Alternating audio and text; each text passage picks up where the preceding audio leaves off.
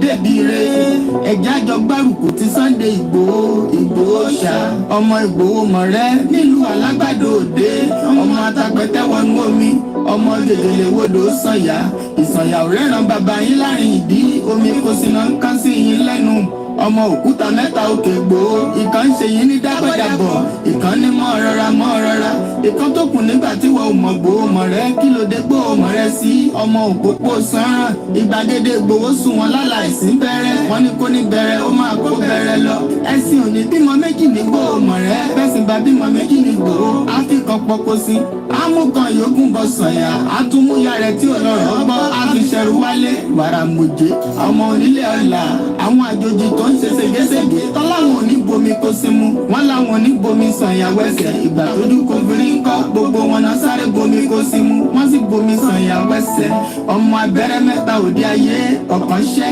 ọ̀kan tẹ̀ ọ̀kan tó kù ní gbogbo ayé fi ránṣọ kiri gbogbo ọmọ Yorùbá Sunday Ìgbòho onírèlẹ̀ láéláé torí àbá lásán nìkan ń dá òkúta ò ṣe gbé fún wọn o ìmọ̀ràn lásán ni ti balùwẹ̀ kò pọ́sibú kó dòdò láyé ń bí ó kún díẹ̀ títọ́ domi láéláé tọ́ ilé domi Sunday Ìgbòho arógun má ti bí tó ń jà fẹ́tọ̀ Yorùbá ní tilé tó kó.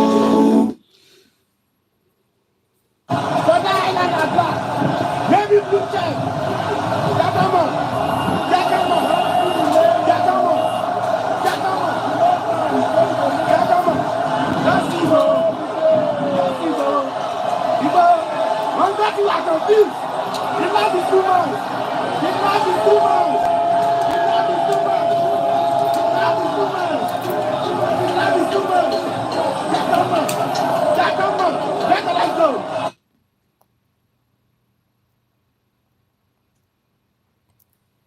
The cost of fuel has gone up.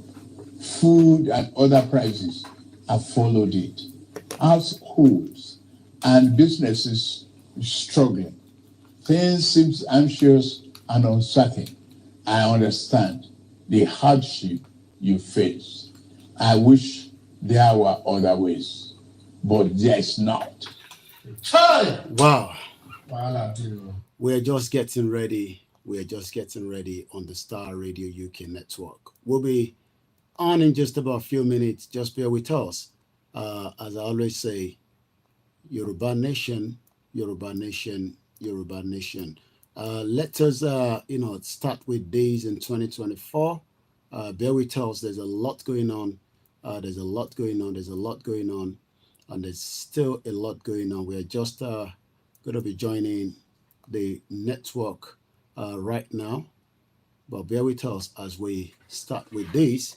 And I say thank you so much to those of you that have joined us as we kickstart the full program. See, Remedy, I sent money to my parents back home because of once in a decade vacation. Wow, it is the finest African and Caribbean radio station in London. Let's start with this. Let's start with that. A very good evening and welcome to 2024. It is the Starr Radio UK. It is the finest African and Caribbean radio station in London.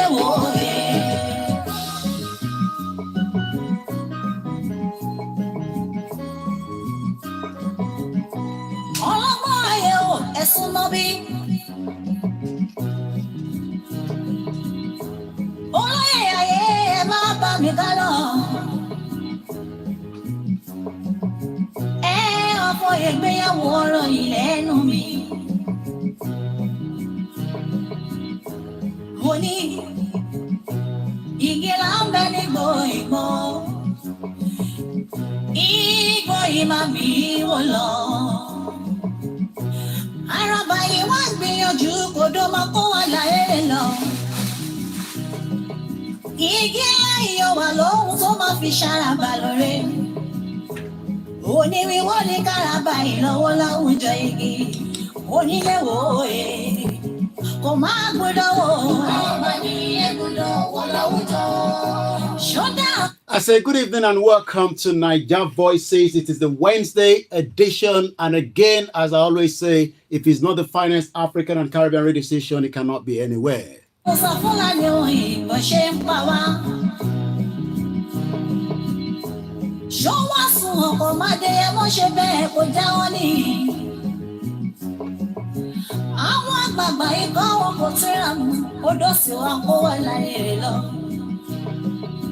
Ó máa ṣe òye kò máa gbọ́dọ̀ wò.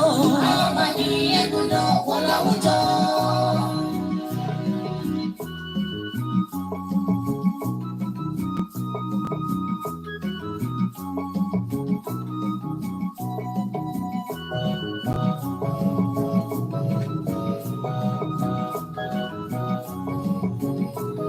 Èrò bá mi kọ́ mọ́ adé mọ́.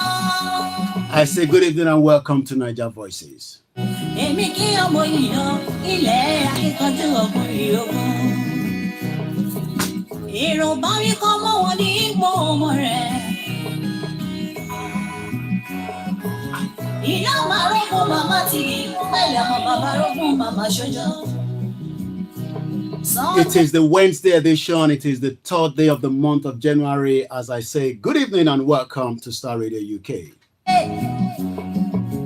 Ẹyẹ tó máa ṣe bọ́ kí ẹ ò sí ní gbọ́mọ́. Òrìṣà tó ṣe bọ́kọ̀ màdé mọ́ ni, ṣe bí ẹ ò ọmọ làgbẹ̀dẹ. Ẹ bá lè jẹ́ ẹ̀bọ̀nà jẹ́. Adéyẹmí ọmọ sọ́kọ̀ kan láì dá. Kìkì orí. I say thanks for listening and just sit back. Tó máa kọ́ ni wípé Yoruba nation ìlógún ìbàkẹ́lẹ́. Ẹ̀dá bílẹ̀ ṣọ̀wọ́n òye. Kò máa gbọ́dọ̀ wò. Kò máa gbọ́dọ̀ wò. Onílé wò òye. It is just coming up to 7 minutes past 6 p.m. Ọmọ Yorùbá ẹ jẹ́ ká rórí. Share the broadcast. It's going to be an interesting evening.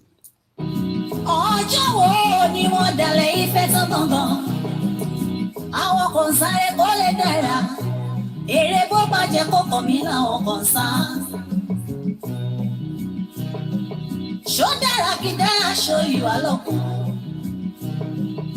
Yorùbá ẹ̀rọ̀nù kẹ́lọ́ fi mọ̀ ṣọ̀kan. Ọ̀sán ló pọ̀ tán ìwà ká. Kò máa gbọ́dọ̀ wò. Ọba ní ẹ̀gbọ́dọ̀ wọ láwùjọ.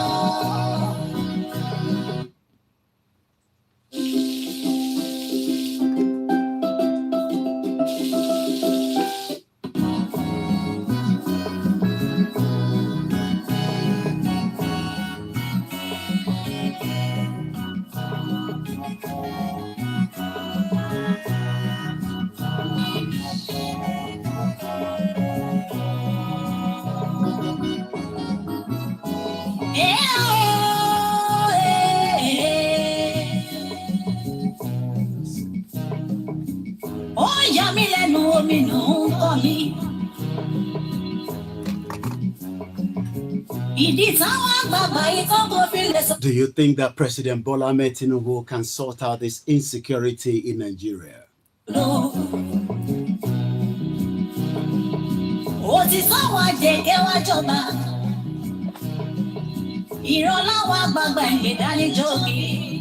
For 63 years, we were told that Nigeria would be safe.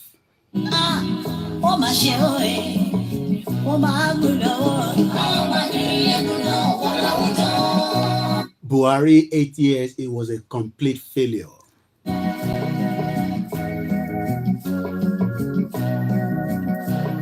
Share the broadcast. I have a very, very interesting guest to talk about insecurity in Nigeria.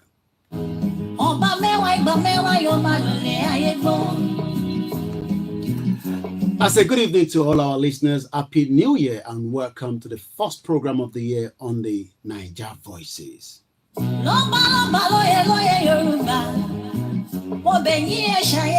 Shout out to those of you in the northern part of Nigeria. Our greetings and condolences to those of you in Plateau State. President Bola Tinubu, has it failed?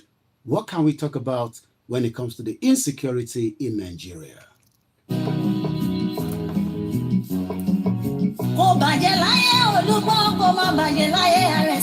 I've got a security analyst that will be telling me everything I need to know when it comes to the security situation in Nigeria.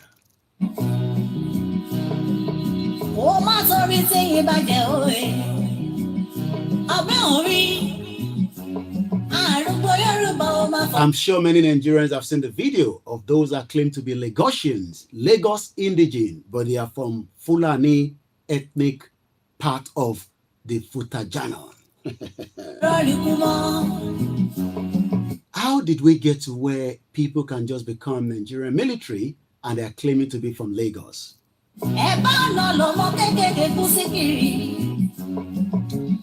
Share the program. It's going to be an interesting evening with me on the Starr Radio UK.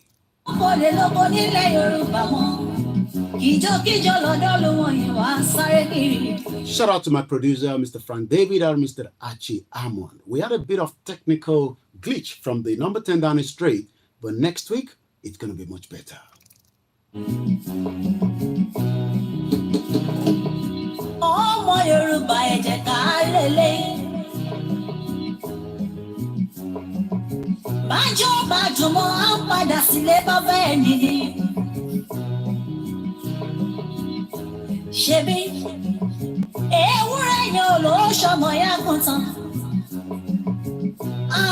My name is OLAYOMI KOIKI. Many of you call me different names, but on this platform, it is called the Niger Voices. As I say, it is good evening and welcome.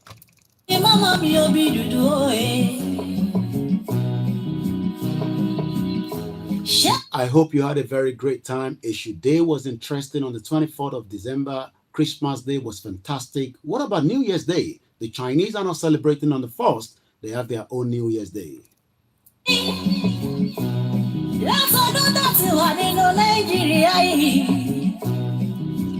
Can we ever believe the politician? Put it in the comment section and let me hear from you.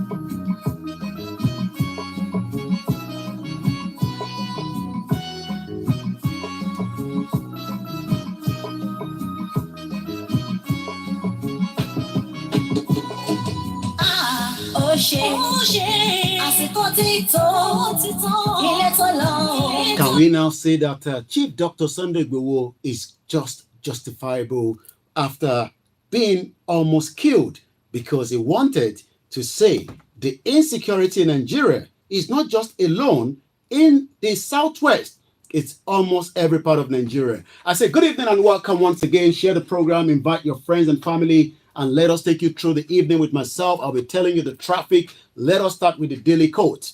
The quote for today says, many of us want to be successful. Is it possible to be successful with the current situation in Nigeria? Do you just pray and be successful? Do you think that being a prayerful person will make you a successful person? Well, success is not like striking gold by chance. It has to do with brick by brick process. What you have to do is you start it small, then you move gradually, but sometimes there might be luck. We've seen people that have become famous within just 3 hours on the social media, but when you don't have a government like Nigeria that can make you to be a very, very successful people, and you are praying, many of you are praying so that you can be a successful person. But what I can tell you is, it will be brick by brick process. You start from A, and then go through the process until you get to number Z. Nigeria. Where do we start from? What went wrong? What can we say? We can talk from now to thy kingdom come, but if we do not do nothing, a lot of people will die. The lives of many Nigerians tonight is now in danger. We are literally going to be telling you as much as we can, and I'm already running out of time. But let me say tonight, I just want to remind many Nigerians that believe that there is a hope in Nigeria. There's no doubt about it if you believe so. For somebody like me, I have already lost hope in what I called a country that cannot defend itself is a failure. Nigeria is a failed country. It was never a country because we have 350 different languages. Igbowo and Professor Akintoye said it all. But many of you refuse to listen. And I will start from here so that we can get the grasp of the understanding of the menace going on in that country called Nigeria. And let's start with this. In this state is under assault. There's an attempt at ethnic cleansing in this state and of course in all the riverine states of Nigeria. We must resist it. We must stop it. Every one of us must rise up. The armed forces are not neutral. They collude. Okay. They collude. They collude with the armed bandits. They kill people, kill Nigerians. They facilitate their movements. They cover them. Okay. If you are depending on the armed forces to stop the killings, you will all die one by one. And many people have been dying. And I can just take you straight to the next one. This is from Plateau State. As they are now talking, let's hear from this very beautiful sister, which we got from Nigeria. Do you know that most of these places that are under attack in northern Nigeria have some of the biggest natural resources underneath the ground? And the trading of those natural resources are going on while people are being killed in those communities. Do you know? Now let me bring you up to speed real quick. If you realize some of the most fertile lands in northern Nigeria are the ones that are being attacked. Most of our fresh, beautiful vegetables and fruits come from Plateau State. Do you know what is underneath those beautiful fertile lands? It is also solid minerals. Guza. For some of you who know, you know. People are killed daily while miners are mining those lands. How can you raise down an entire village? Bring it down to ashes. Evacuate everybody there and go behind their backs to go and be mining their gold. How wicked can you be?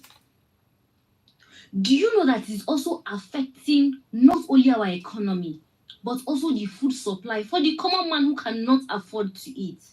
I'm a farmer. Yes, I'm an agri-entrepreneur. I deal with grains. And the rate at which food is going to be scarce in 2024, you are not ready for it. Are we ready for it?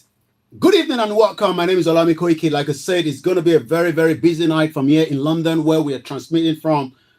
The insecurity in Nigeria has now gone into a different level.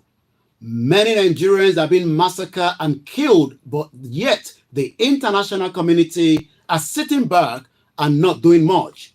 As much as it is happening in the real world, in the real timing, the question is, can the President Bola Ahmed Tinubu deal with the menace? Let me remind us that Buhari failed to deal with the problem.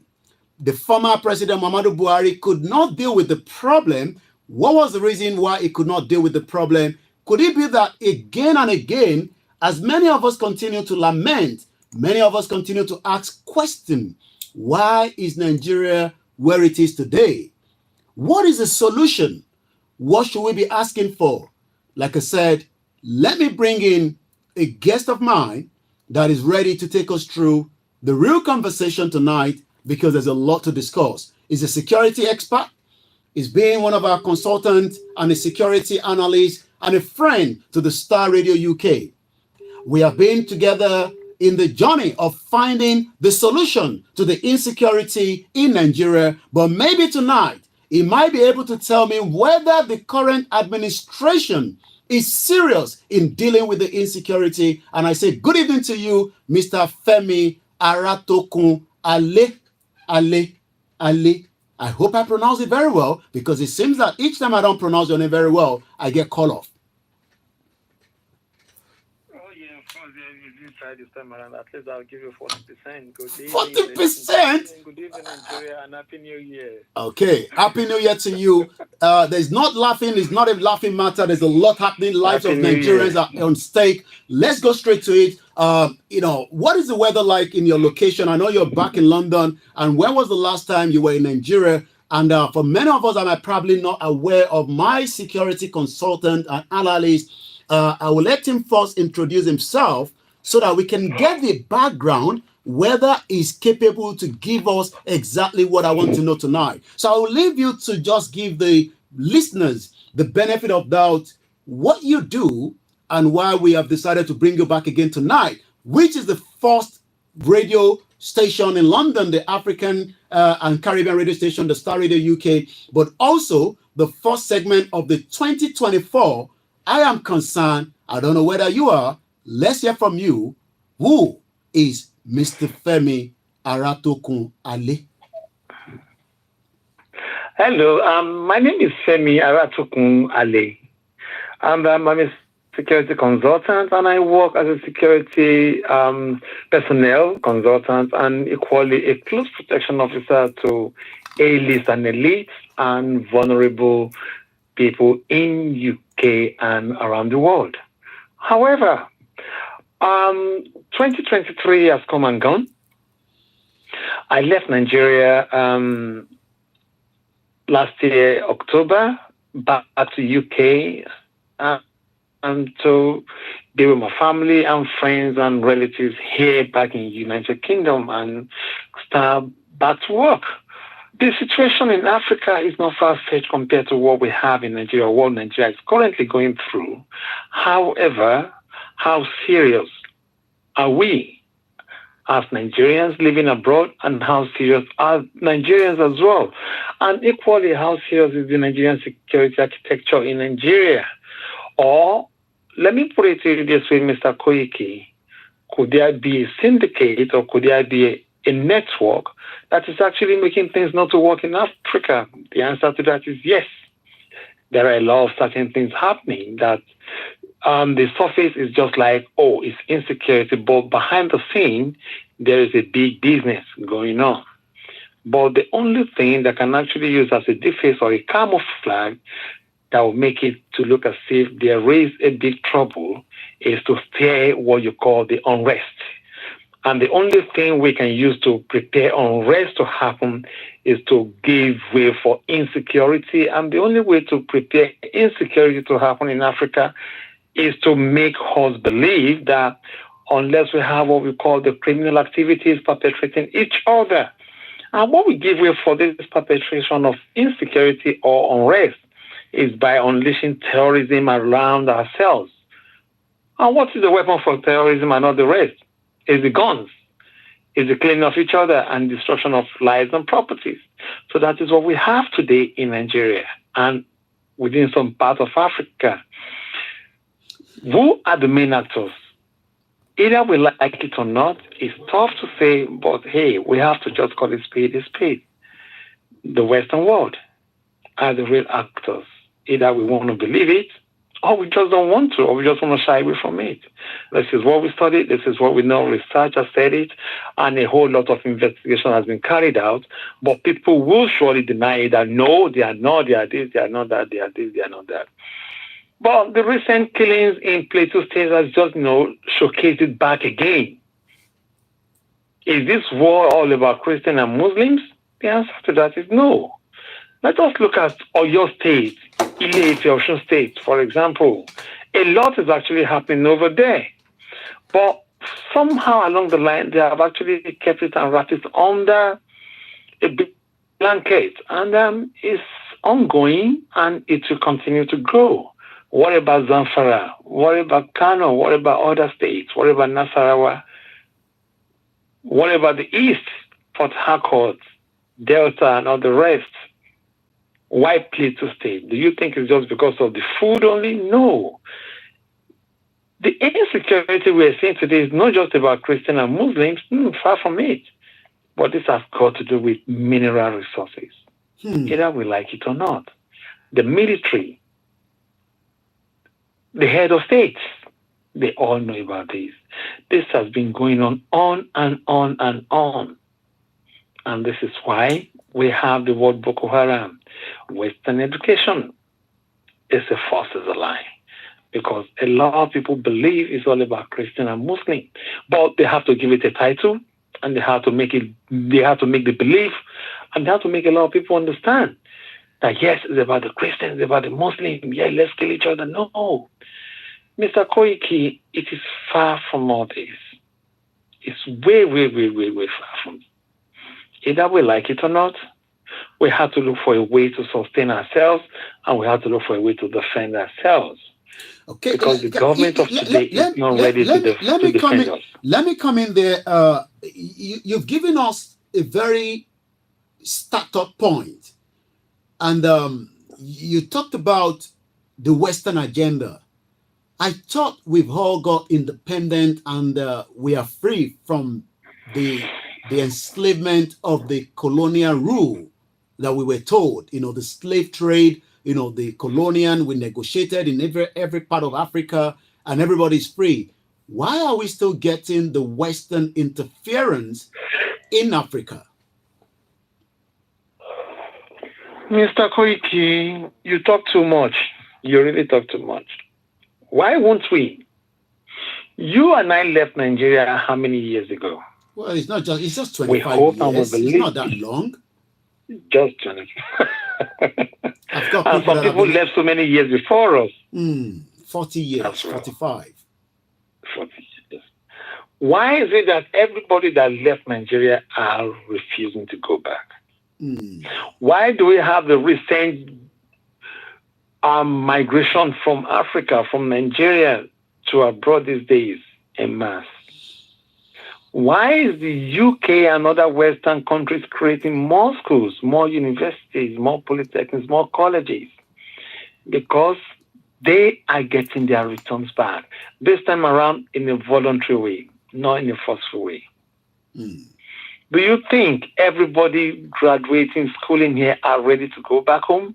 No. So what we're about to see in probably in the next 20, 30 years to come, Africa will become a place of a dumping ground. Africa will become a place of specimen. Africa will start selling their souls and everything they have.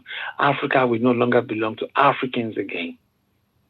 Because the real brains are living in for dead brains to rule.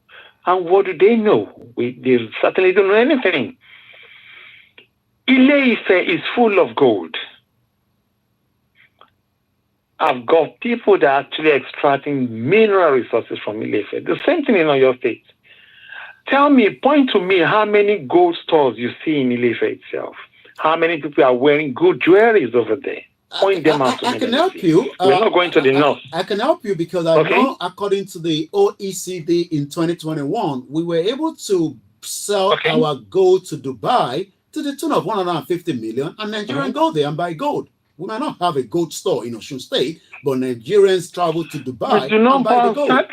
Sadly, we travel to Dubai and Italy to buy gold. But the raw materials are leaving us and going back to Dubai. And we'll travel to Dubai at the expense of begging for visas. We'll travel to Italy at the expense of begging for visas. We'll travel to Dubai and all these places with high tickets, pay for accommodation and everything at the expense of our own raw materials. Are we mad?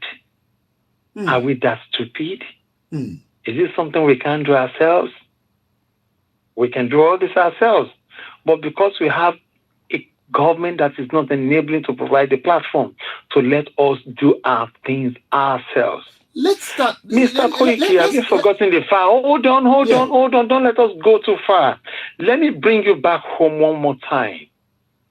We have cocoa produce. We have cocoa products in the West and in Benin and all the rest. How many chocolates do we produce in Nigeria? Tell me. How many? Let us start from something very simple. How many chocolates do we produce in Nigeria? How many chocolates do we produce in Ondo State? How many chocolates do we produce in Edo State? How many chocolates do we produce in other states? Yet, we have food and science tech students. What are they taking on? What is the result of their courses or their training in schools? How come we have so much hotel and catering management and we can't produce anything? Our doctors and nurses are moving out. Procter and Gamble company just closed up in Nigeria. What are we heading to? And we think we have a government. 25 years ago, remember what you were taught in school? Young shall grow. Are you growing? Let's start with the previous. You are the leader of tomorrow. Let's start with the previous administration of President Muhammadu Buhari. Myself and you remember, we were able to, at least, attend some of the event as Buhari was coming in 2014. The campaign was in London, and we were all told that as an ex-military personnel, he will be able to tackle and right there, the insecurity. The current president literally sold Buhari to Nigerians. We're going to come to him, but I wanted us to go back just after 8 years. What would you say the performance of this same man that was presented to us in UK and around the world as the best president that would deal with the insecurity? Buhari, the former president, have left now.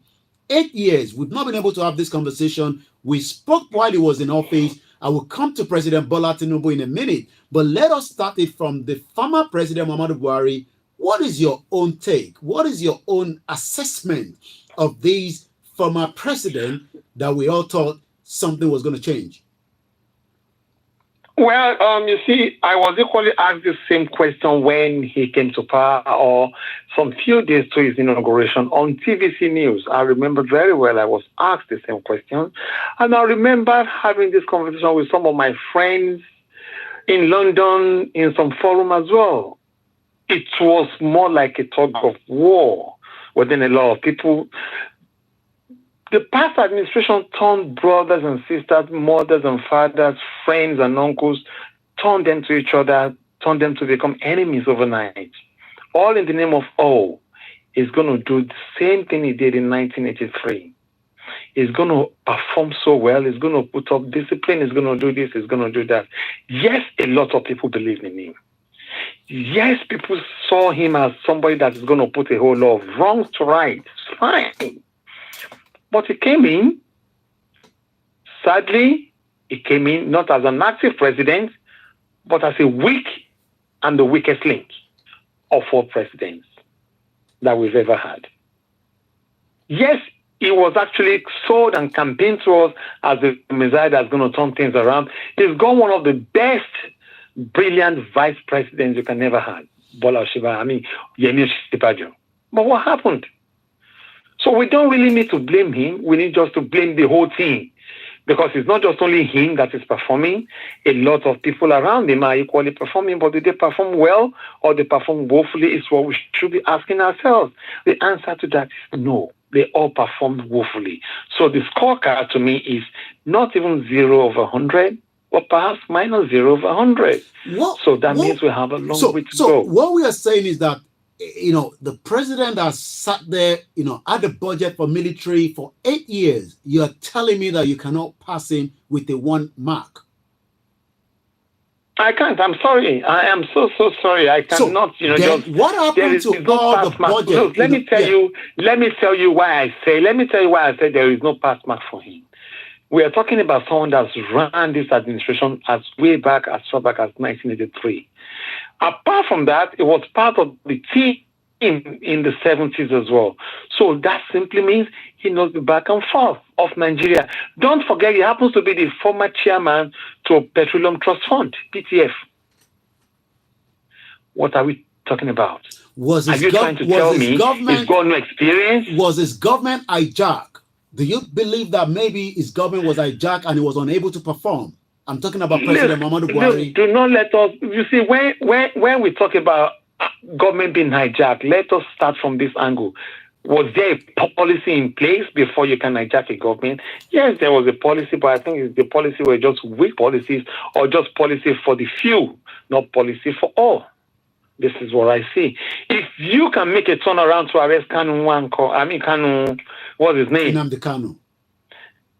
Nnamdi Kanu, if you can arrest Nnamdi Kanu overnight just like that, if you can make the Ziani not to come into Nigeria just like that, if you can make some serious arrests happen, then why can't you turn the whole thing around? You allowed your son to come to Edinburgh to come and school. So you're part of the destruction when it comes to education as well. You allowed your daughter to become one of the directors in petrol in NNP and NNPC. So you're part of the destruction as well. So what happens to the brains and the brilliant boys and ladies we have that left through petrochemical studies and everything in the East? Do you think they can't turn things around in NNPC? They can.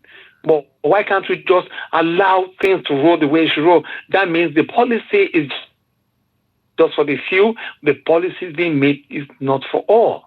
You and I know it, and I don't think this present administration is going to do something different. We're going to come to the present administration. I still want us to focus because many Nigerians, remember Buhari for different reasons, and it is a great opportunity that the new year of 2024, we are looking back again into his administration. That we're going to come into the present administration of President Bola Ahmed Tinubu.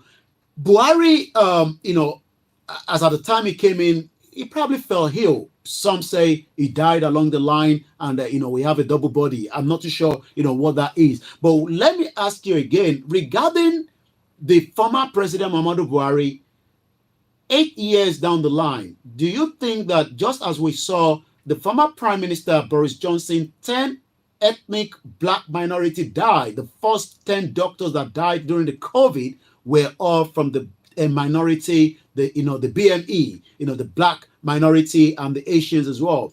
We saw that, the COVID inquiry brought him in. I was there. Do you think that this administration will be able to set up an inquiry to review back all the spending of the budget of the military, especially when we still have Buratai that is still moving around? Do you think that this administration can do that? And just one question. The second question is, do you think that Buhari literally allowed the influx of the Fulanis, opening the border, allowed the Fulani to come into the country? Because I'll be talking about a particular video. I'm sure you've seen that video that I've generated today out of Nigeria, where people are saying we're from Lagos, but it seems that they can't speak Yoruba, and that might be another danger. These are the first two questions. This is to the Star Radio UK Wednesday edition, the 3rd of January, 2024. And with me on the line is our security expert, Mr. Femi Aratokun Ali. You see, let me bring up to speed all you just said so far. Yeah, that's fine. There will be no inquiries to a lot of things that happened during the Buhari administration. Take that for a fact. Why is that so? There will be no inquiries to what happened during the Goodluck Jonathan's administration. And there will be no inquiries into what happened during the Obasanjo administration. So if we've had no single inquiry towards all these people, if we've not been able to arrest and, make some inquiries as in lessons learned or something like that in all these administrations, why do you now want to probe Buhari? Why do you want to probe him in the first place? That is the question. Do you think this present administration has got the power to probe a retired military personnel in Nigeria? It's never happened before. So it's going to be very hard to see who is going to do that. It will be so hard to see who is that literally means that we lost 8 good years in part of the 63 years of the existence of independence in Nigeria? We did not just lost 8 good years. We lost as far back as 1999 democracy in Nigeria. Wow. We did not just lost 8 good years. We lost all the opportunities to bring a lot of things back in Nigeria, but we lost it all. We lost morals, we lost integrity, we lost accountability, we lost capability, we lost acceptability, because we have always refused to believe we are wrong. Rather, if you try to attack the government to tell them the right thing, you become an enemy of the state. So for you not to become the enemy of the state, the worst you can just do, or the least you can just do, is just let it go. So because we have allowed so many things to let go, the country has degenerated to something of what we cannot. The country is like a joke today. The only person trying to bring things to normal right now that I can see happens to be the Interior Minister. That is the only person working now. All right, we're going to come back. Because solely the security and the internal security of any country belongs to the Interior Minister. So Ojo is the only person I see that is trying to turn things around. Okay, in Nigeria. Let's look at not all the administration are working. So much security intel. You are a security expert, and I'm sure living in the UK, and there is a lot of security intel that has been passed to the Nigerian government, and now I'm moving to the present administration. A lot of us were reading a lot of information from the American government. The security here in UK were advising many of the British citizens and those that live in UK not to travel to 21 states out of 36 states. That is a complete big problem there. Just 2 days or less than few days before Christmas, going into the Christmas, massacre again in Plateau State. Can you remind us, you visited one of the IDP camps. Can you tell us what you saw and what year was that? As you said, the resources is the reason why, many people have been massacred. Should we now start thinking of defending ourselves? But let us first ask you, your visit to the IDP camp, some years back, what was it like? Because we have now seen many communities leaving their community, and each time it seems that new people are arriving there, and there seems to be complete strangers. Well, thank you so much for this question. 2016, I was in IDP camp in Borno State under the invitation of the present vice president of the country, Shetima. I was there for 3 days. It was a 3 days walking tour. It was a 3 days of visiting the IDP camp to have a one-to-one discussion with the civilian joint task force men and women. But there is a but. The current vice president saw my movement and saw the way I was interacting and what I proposed to him then. He was the governor of Borno State. What he needs to do and how effective pattern this guy should work. He wasn't comfortable with it, Mr. Koiki. He was not comfortable with it. Instead, all my advice, just went down the drain. And when I heard it was in London, I tried to see him. It was all declined. So I had to let go. So seeing him being the next vice president or being the present president, vice president in Nigeria is shocking to me. That, wow, really? Pictures don't lie. I did not just go there alone. I was there as well with Temitope Olodo, so it's not as if I went there alone that, this guy is just making things up. I would never make stories up. What I'm trying to let you guys know, or the listeners understand in this days, we are not yet serious to tackle the problem we have in Nigeria. We just talk about it, but we don't want to deal with it. Okay. The only way we can deal with it, okay, Mr. Koiki, let me just tell you, because of the current situation in Nigeria, because of the economic situation in Nigeria, the training program I have planned for Nigeria for the Q1 next month, I had to suspend and postpone it. A lot of security personnel were not happy at all with me now. Why? Because they believe, okay, fine. If we can't get it abroad, if we cannot travel abroad, at least you have promised you're coming down to come and deliver it for us. So what happened? So now I am not equally happy. And the government is not ready to help matter. So how do you want the security personnel in Nigeria to work? If I get you right, you traveled to Borno State in 2016. Many of us probably never know who Shetima was. Some had some intelligence and different things. Are we talking about the same location that we had the Chibok girls? Because if you're talking about Borno State, I guess that is Chibok girls. Absolutely. And you actually said you presented certain things today. I was there. Yes, I was there, Mr. Koiki. My Facebook name is Femi TSG. You can go on my Facebook and you will see pictures there. If people are not sure, let them send requests and ask for pictures. I will forward them as thousands of pictures as possible. We saw the way they were. I know security is not something that we have over 126, and I know we have over 126 charity workers there. I mean NGOs that are actually just there to make money but not doing anything. Okay. Only few, maybe tens or 15 of them are actually working there.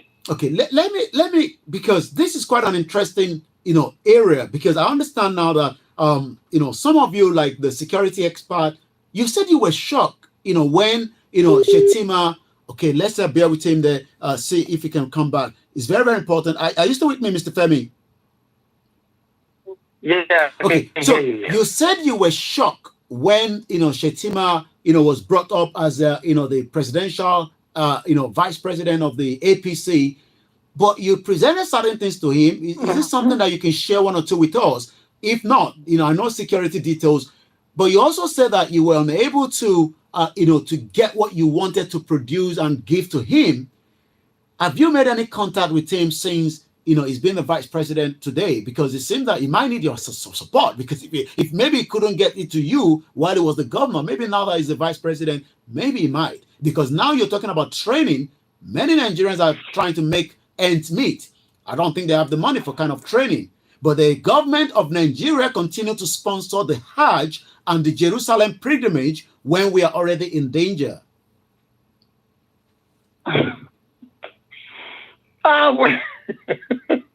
Mr. Koiki, a lot of things in Nigeria to me is just like a cartoon.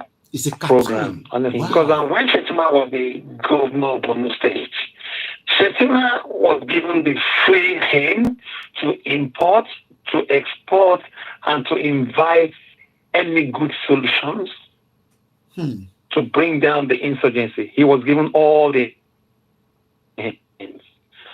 So it was not Benio. Borno State situation then and now is still like you have a president in a presidential suit. Borno State is like whoever is the governor, there's a place. Yes. But sadly, when I met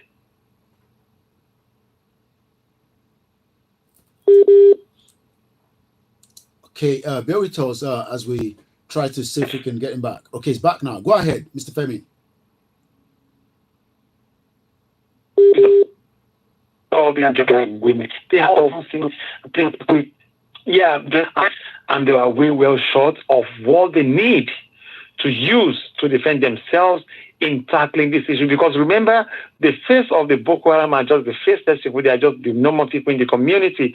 But don't let us forget, before we start talking about arming people or not arming people, or people having their own weapons to defend themselves or not, Borno State during the time of civilian joint, during the time of Boko Haram, they have their own special forces. Apart from the military, the police, and the civilian joint task force, they have a different set of security personnel that are well to defend the state as well. So the question is this: are security in Nigeria turned to a thing of business, or we are sincere about bringing down this insecurity we have in the country? There's a key things we need to talk about. Don't forget, I personally wrote a Motekun proposal in Nigeria. in the West. I wrote it. This, what's it called? The Lagos State Neighborhood Safety Call that you see today in Lagos State. I wrote the proposal. Atowore, when he was there as the Security Trust Fund, first approached me and told me to write it, but I did not even understand what he was saying there. Until Ambode came to power, I wrote it. I wrote it myself. But the question is, what has happened to all these stuff we're talking about? Look, as long as you're not part of them, you have no way of bringing in any solution to the country. As long as you're not dining with them, you have no means of making it work. Mr. Koiki, don't forget, a friend, or let me say a colleague or a diaspora friend of yours is actually part of the government in Lagos State. Tell me, what has he done? Jamin Sanwo-Olu. What has Jamin Sanwo-Olu done?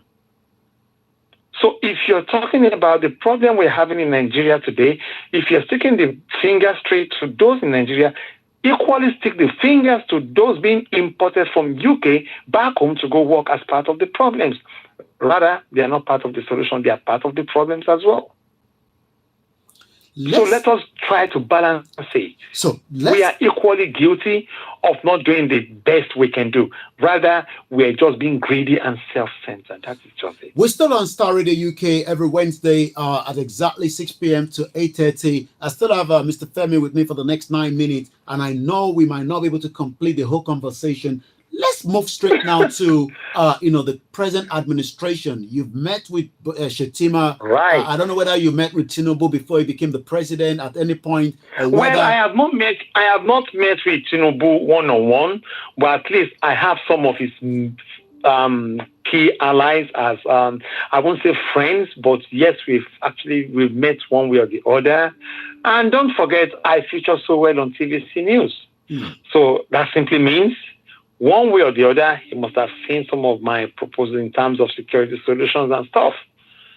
Yes. Now what do you want to know? Now that Tinubu is the president, is it still too early to call it a shot and say he has not done well so far with the insecurity presently in Nigeria? Remember that we have a new set of security personnel that have taken over. Koiki. Yes. Mr. Koiki, the present PRO to police in Nigeria, and let me repeat it again, the present PRO, Olumuyiwa, I won't say he's a friend, but he's somebody that has actually sat down in my class within the police for training. He sat down, he came visiting, he sat down, I actually, lectured him on some few certain things, and some things he told me then. He was still the PPRO Lagos State. That was during the NSAS. But and this was a person, I don't need to run down to Abuja or run down to this place and that place to start begging. The experience I had with Edgar when Edgar was the CP Lagos State was so terrible. Edgar came in as the Commissioner for Police Lagos State. Mr. Koiki, I'm giving you a live and bad experience that happened to me in Lagos State. I was at the press conference, his first press conference then. Edgar called me. Edgar said, "Oh, Femi, I love your question. I love your answer. I love what you're doing. Please, our police in Lagos State need training and retraining. Please, the following Monday, let me see your proposal on my table. I want to deal with it, blah, blah, blah." Wow, okay, fine. We're heading somewhere, Mr. Koiki. The following Monday, I was in Edgar's office at Ikeja. I was chased away like a fowl, like a chicken, like a goat from Edgar's office. By who himself? By Edgar himself, the police commissioner. Telling me doesn't know what it is. I don't want to see you go I'm not surprised at that because I had the privilege to meet Obasanjo's wife, some years back, and in Abeokuta, she invited us to another event happening, in their hometown, and arriving there, she said, "I never invited you, just go away." And the security detail to her said, "She's sometime like that, I should just, ignore her and continue to do what I'm doing." Let's come back to, the real question right now. Many Nigerians are listening to us, and many that says we're not even Nigerians because there's nothing called Nigeria. But we come back to that. President Bola Tinubu is in charge, do you think that this Tinubu is in charge? Do you think that he's in charge? Well, let me say something to you. Tinubu is in charge, but sadly, Tinubu again might not really be in charge because Nigeria is equally divided into different parts. It will only govern. Let me put it this way: Nigeria is divided into A, B, C, D. So Tinubu is actually covering only the A, B. What about the C, D? Who is controlling them? No one. The reason why I asked you that, where we have insecurity all over. I have somewhere I'm going to, and that is the reason why I did ask you that. And that takes me to Dele Alake. Dele Alake is one of the minister for Tinubu administration, and he's been also the minister for mineral resources, which is the area that we've been literally talking about. Sometimes in December last year, this is what Dele Alake said. I'm sure you must have read it as well. He talked about the banditry and the kidnapping in Nigeria being sponsored, and I just want to get it exactly as it is. This is coming from Channels Television website. This was updated on October 23rd. Alake blames foreign illegal miners for banditry in Nigeria. He, however, assured that his ministry is taking steps to inject new technologies into the mining sector to tackle these as well. He also went further to talk about the powerful Nigerians. I don't know who are this powerful. I'm sure they have the names, but it seems that every now and then in Africa, we are scared to name names. But in Europe, when people are powerful, we name them because we got to name them and shame them, especially when they are responsible for kidnapping, banditry, and illegal mining. I never said this. This is one of the Minister of Solid Mineral Development in this present administration. Dele Alake has said that powerful Nigerians are the ones sponsoring the banditry and the kidnappings in the country. He has also accused them of being behind illegal mining in the country. I'm asking you again, do you think that President Bola Ahmed Tinubu is in charge of Nigeria?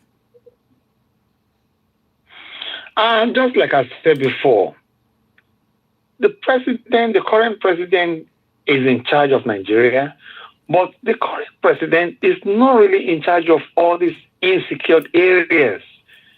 Why is that so? I will let you know. If you want Nigeria to work, if you want insecurity to turn to a real-time secured environment in Nigeria today, there are certain people that are responsible that need to sit together and work. And one of the key people is the Minister of Mineral Resources, the Interior Minister, and not only the military and the police, but everybody must work together. Let me ask you a question. The foreigners we're talking about, how did they come about coming into the country in the first place? Well, we have a lot of porous borders. We have porous borders. I'm not sure they're not coming through the normal border like Professor Moyo. Here we go. Okeji, that came in and almost got killed. If they're not, the question is this: how are they taking all these stuff out of our country? Have we ever thought about that? How? Okay. Is it in their back pockets? How? So, having said that, then that simply means the Road Safety Commission has got a job to do. That simply means the National Union of Road Transport Workers have got a job to do because they know all these routes. In as much as we see them as less important, they are equally as important as saving the economy in Nigeria and saving the insecurity we have in Nigeria today. But these are key people that we need to work alongside with. What sort of passports are they using that we don't know of? Do they have a different flight route that we don't know of? So that means the aviation minister has got loads of questions and answers. Why are we not looking into all this? And besides, what sort of currencies are they using in trading? Do you think Look, Mr. Koiki, what currencies are they using to trade is another thing we need to think of. Are they using dollars, pounds, or they are using euros, or they are even using CFA, any of these African currencies? Do you think that the security system in Nigeria has been infiltrated? What is your take on that? Do you think that the present yes. security system has been infiltrated? It has been. Yes, it has been infiltrated, but it can be brought to book in quick time if we really mean it. When I say in quick time, it can actually be addressed and it can be tackled. If we want to tackle it, then we have to ditch what we call godfatherism, nepotism. We just have to ditch what we call anything that has to do with partisanism. A lot has got to be ditched if we want to tackle it. But the question is, do we have the willpower to tackle it? Are people scared to step on toes? Why are we scared to step on toes? Why are we scared to face it and face it square once and for all? Are we continuing to start begging? Are we going to be begging like this till eternity? Is the question we need to ask ourselves. We see our good working environment in UK and all the rest. Why can't we make Nigeria a working environment as well? Why do we want to turn Nigeria to a dumping ground? Why do we want to make Nigeria a disaster of experiment? These are questions we need to ask ourselves. Let's talk about it seems that there's a lot happening simultaneously in the country. Once again, this is the finest African and Caribbean radio station in London. Is it just coming up to 1 minute past? I know Mr. Femi has got so many other engagement, but we'll see if we can just take a few more of his, minute out of it. Mr. Femi, thank you. Many Nigerians are listening tonight, and the question they are asking is, how safe am I in this country? Should we start looking at other options? And if we are not looking at other options, Lagos State, you saw the video. What is your take on that particular video? Which one? The one we have so many videos. Which of the new video that is circulating on the social media where people have been asked where they're from, and they cannot literally point to say they're from Lagos, but it seems that they've infiltrated whatever certificate that they've got as a Lagos indigene. Have you seen the video? Well, I have seen the video of the two guys, being paraded, which I think is not just it's not something new, but it's just come to land like that. Oh, so this has been going. This is something that's been going on for a long time. It's something that's been going on for a long time, but it's now. Are they Nigerians? Let's start with that. Probably they're Nigerians. They're just changing identity, to become Lagos indigene and giving a certificate. Well, you see, Nigeria is big, so we can't say maybe they are Nigerians or not until we investigate and work deep to understand what exactly is going on. Don't forget, some schools have just been discovered that has been awarding certificates and all the rest in Nigeria and around the African countries as well, affiliated with Nigerians again. So that shows that we're not fully in grip of our own country. That shows that a lot of syndicates are actually working alongside we Nigerians ourselves, killing Nigerians and equally blaming the government.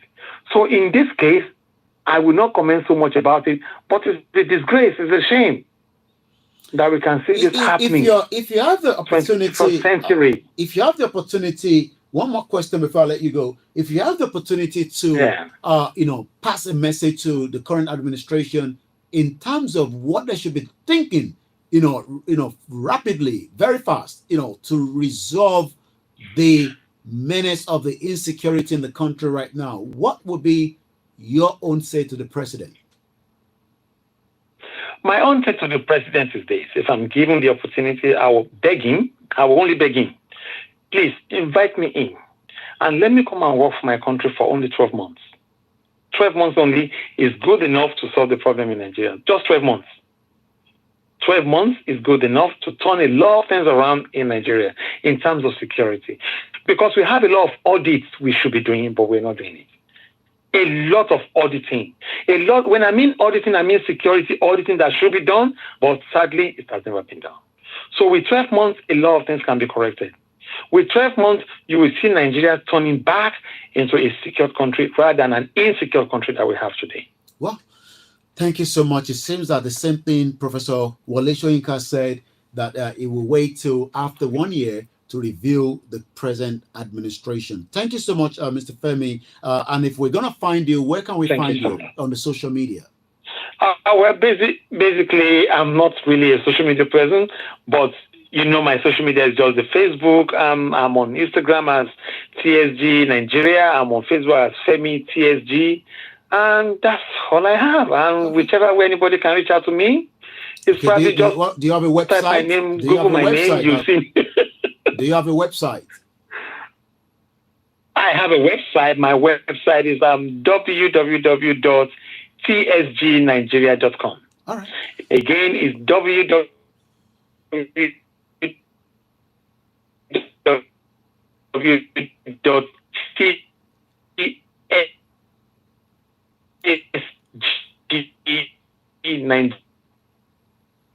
All right. Thank you so much. It seems that okay. Thank you so much for joining us tonight, and thank you so much for that contribution into the program.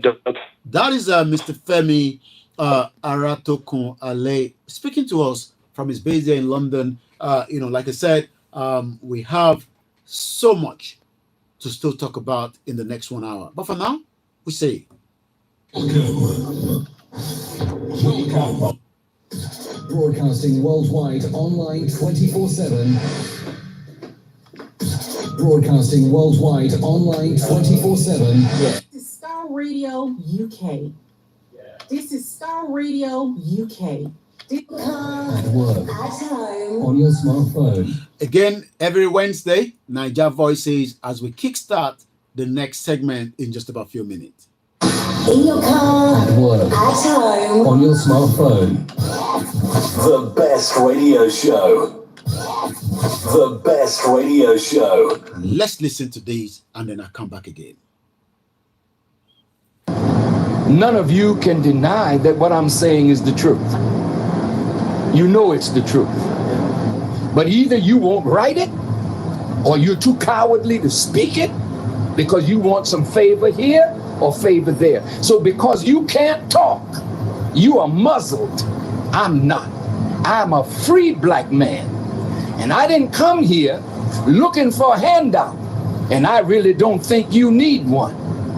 Your problem is that you think you need a handout. Everything you need is right under your foot, but you're looking everywhere else for help instead of to yourself and what you can produce for yourself. This is Africa's dilemma. You are parading yourself before the world as international beggars when you gave civilization to the world. Your problem is not America. Your problem is not Israel. Your problem is not Britain. Your problem is your disunity and your dependence on others to do for you what you could do for yourself.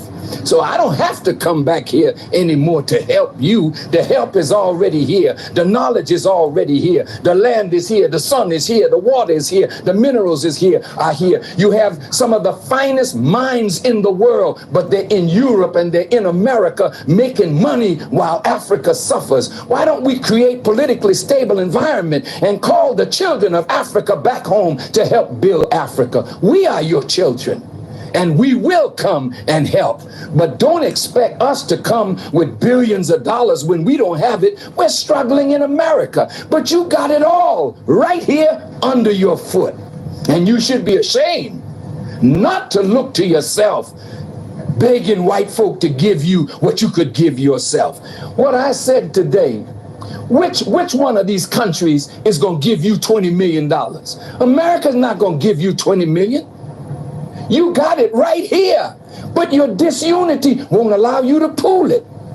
It's your fault, and you got to accept that responsibility. That is why my message is atonement, reconciliation, and responsibility. We got to stop blaming everything on somebody else and see what is our responsibility here. What is our responsibility? Good evening to my beautiful mom. Shout out to many of you. I'll be saying shout out. You know, it was a very busy time. We started at about an hour earlier and I didn't have to say hello to you. But if you're new to the platform, this is still welcome. Again. Welcome. Broadcasting worldwide online 24/7. Starr Radio UK. Every Wednesday it is called.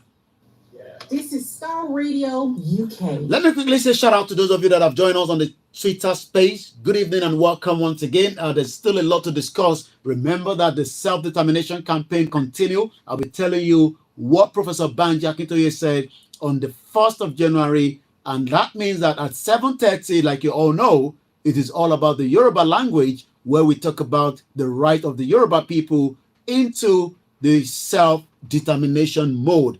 Good evening to you, Triple DRS, all the way. I hope the weather is not catching up on many of us. I was at the number 10 Downing Street, and it seemed that the weather was very good. I couldn't see the cat. I was looking for the cat to take picture. I couldn't see the cat. Good evening to you, Gani Oloyede. Good evening to you, Wasil Taiwo says, Happy New Year, my brother. Mr. Yemi Fatoke says, good evening to you. Good evening as well, all the way in Lagos Island. All those of you in Agarawu, I say shout out to you. In the Southeast, shout out to you. Many people continue to attack me because of my feelings and love for what is happening in the Southeast. I understand.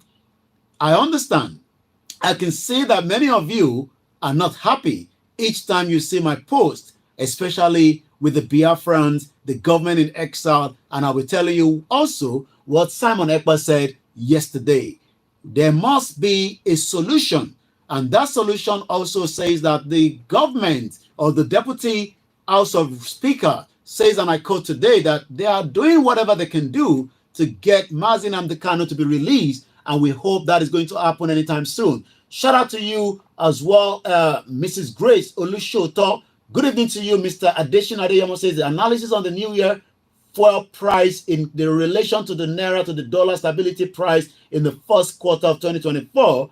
Kudos, wanted to give analysis. Bear with us, Bishop. I know you tried to call him, but we already had a guest was going to be speaking. Shout out to you, Akalamago TV. Good evening to you, Babawa Omoba Abiodun Grace. Shout out to you, sir. Imole Yoruba, good evening to you, and welcome once again to each and every one of you. Mrs. Chris, good evening to you. Dizzy Man 123. I haven't seen it for some time. I guess you've been very busy, but again, if you're new to the platform, I would like to welcome you like this. Welcome. Well, Emma Okafor say Happy New Year to you, my brother. Many Yoruba people are in love and support the current administration. But also, many of us like myself, you all know where I stand. I don't have any problem with those that believe in Nigeria, but I just pray that the Nigeria that you believe in doesn't collapse on you. The right of the Yoruba people and the Biafras and the Arewa must be respected.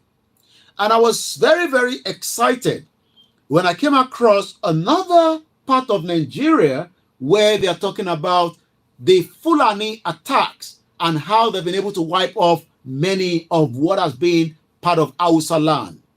Many of us tend to mix them together, but there's a difference between the Fulanis and the Hausa. But before we go into that again, I say good evening to you, Comrade Plan B. Ogumola Abiodun say good evening, White Lion. You also went further to say, I think that was 22 hours ago, when you also said so many things as well. If you're new to us, you're struggling to watch us on the program, go and find us on the Mix LR. It is more cheaper, and that way you can continue to listen to us.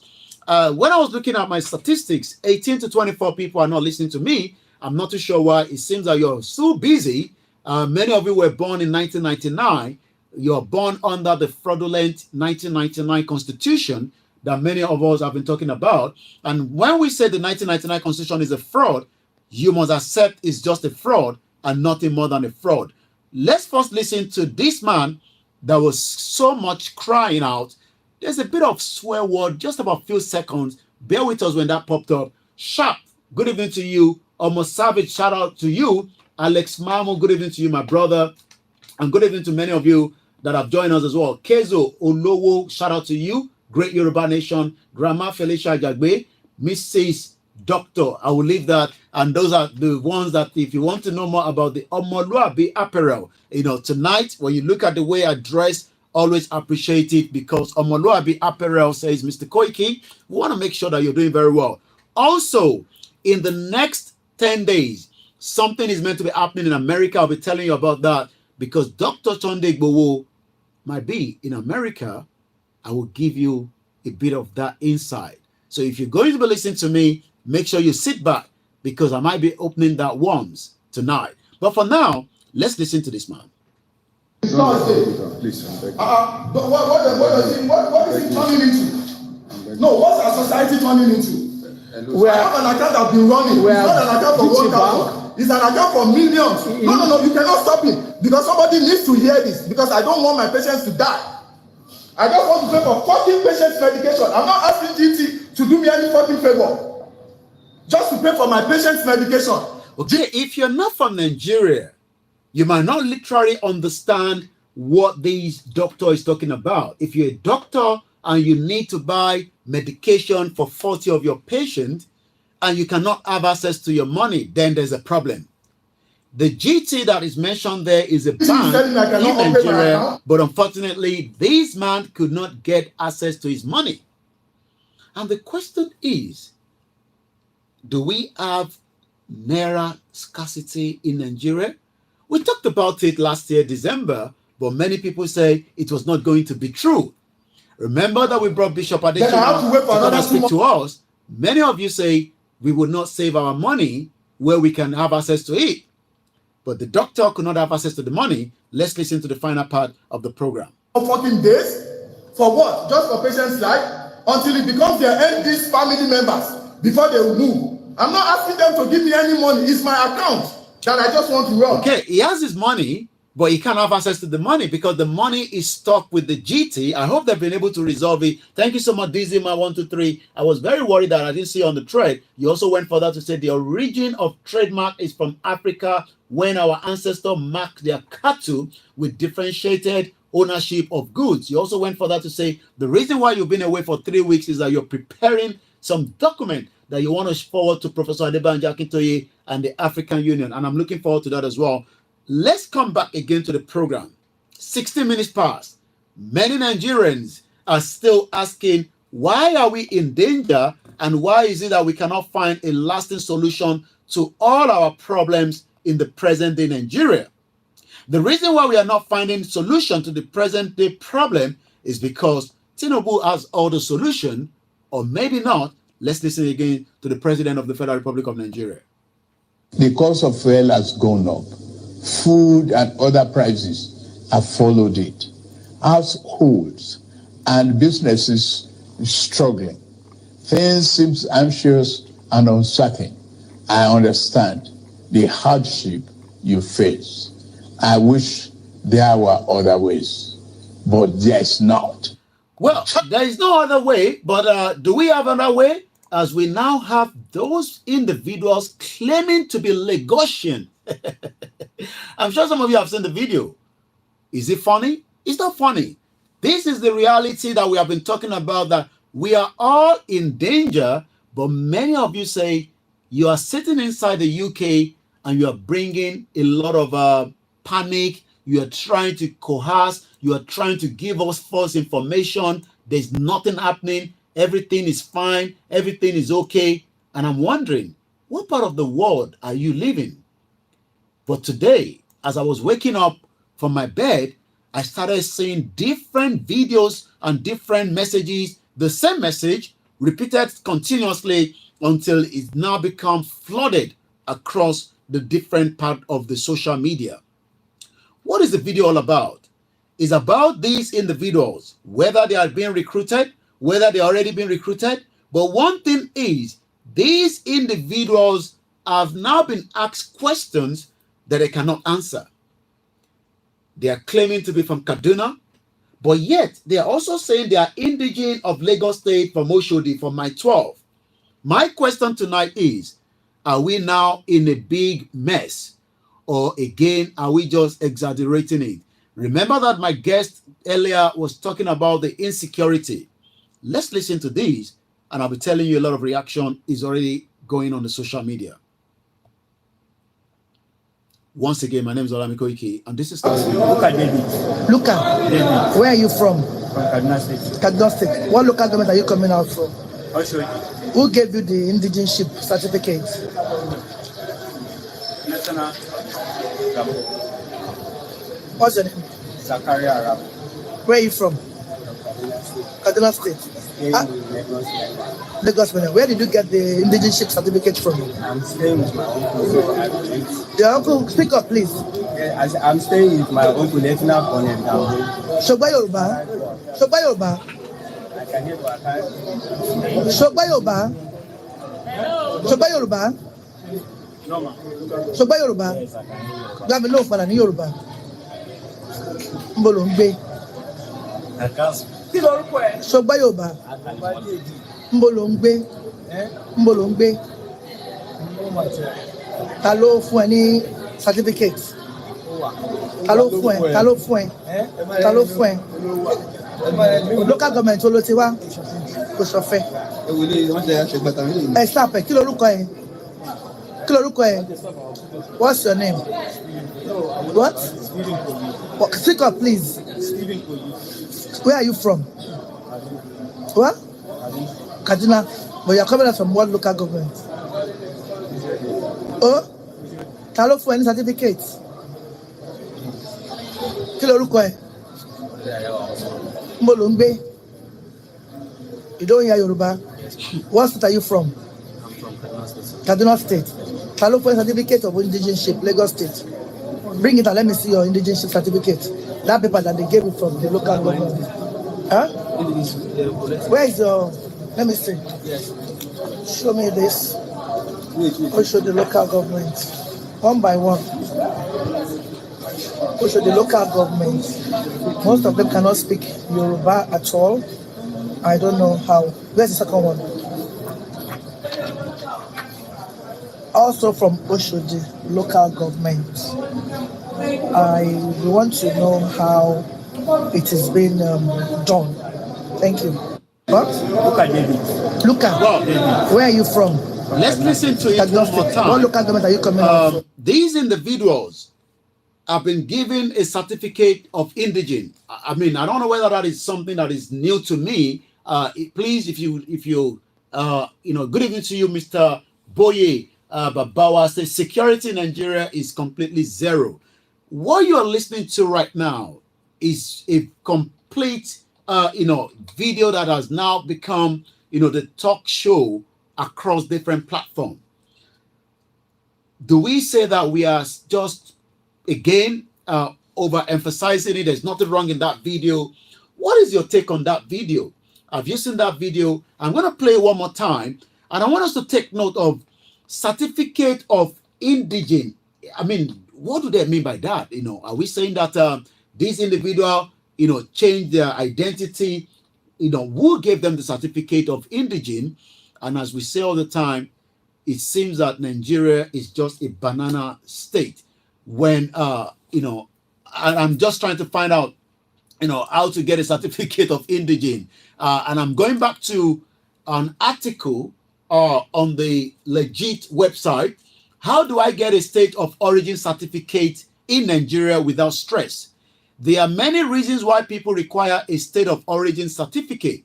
These certificates are often needed when a person is searching for a job or wants to get into the higher education institution and so on. However, obtaining such a paper can be quite difficult. I'm not sure it was difficult for these individuals, that have this certificate from my 12, from Oshodi, and yet they can't speak Yoruba. As I always say, many of you continue to complain and worry about the Biafras and the Igbos in Lagos, but we already have those that are living with us. This is not in Ondo State. That video is from Lagos State, originated from Lagos State. These individuals did not say that they are from Southeast. These individuals did not mention that they are Emeka or Chukudi. These are mentioning names that link to people from the northern part of Nigeria. I am not here to say that they don't have the right to be in Lagos State, but how did they obtain this certificate of indigent? Where tonight, I don't even have such certificate, but it seems that Colonel Gambo or whoever that is have been speaking to people and they've been issuing certificate of indigent. And this is why I've gone back to find out what does it mean to have this certificate. Again, how do I obtain or how do I get a certificate in Nigeria without stress? This article was posted on Monday, October 25th, 2021. And it says, obtaining such a paper can be quite difficult if you don't know certain useful steps. Let's go into it. State of origin certificate required in Nigeria. You need to reach the local government facility in your area and let them know that you are interested in obtaining such document. Take with you 2 recent passport photographs of you and the passport itself. Fill out a special form which will require your personal details. Receive a bank account details from the local government to pay for the certificate. Take a photocopy of the receipt teller. Render the copy, not the original, it is important, of the teller, and then wait until your certificate is printed, signed, and is due. And that is just exactly what I guess these individuals have done. But I've come across another video. The whole process with all walking to and fro will take you several hours. The popular amount for such document is about 2,500 naira. Should we say that these individuals have the right to such certificate, or do we start asking, I hope they are not the people that we are talking about? Let's listen again one more time, and let me tell you the reaction on the social media. Who gave you the indigenship certificate?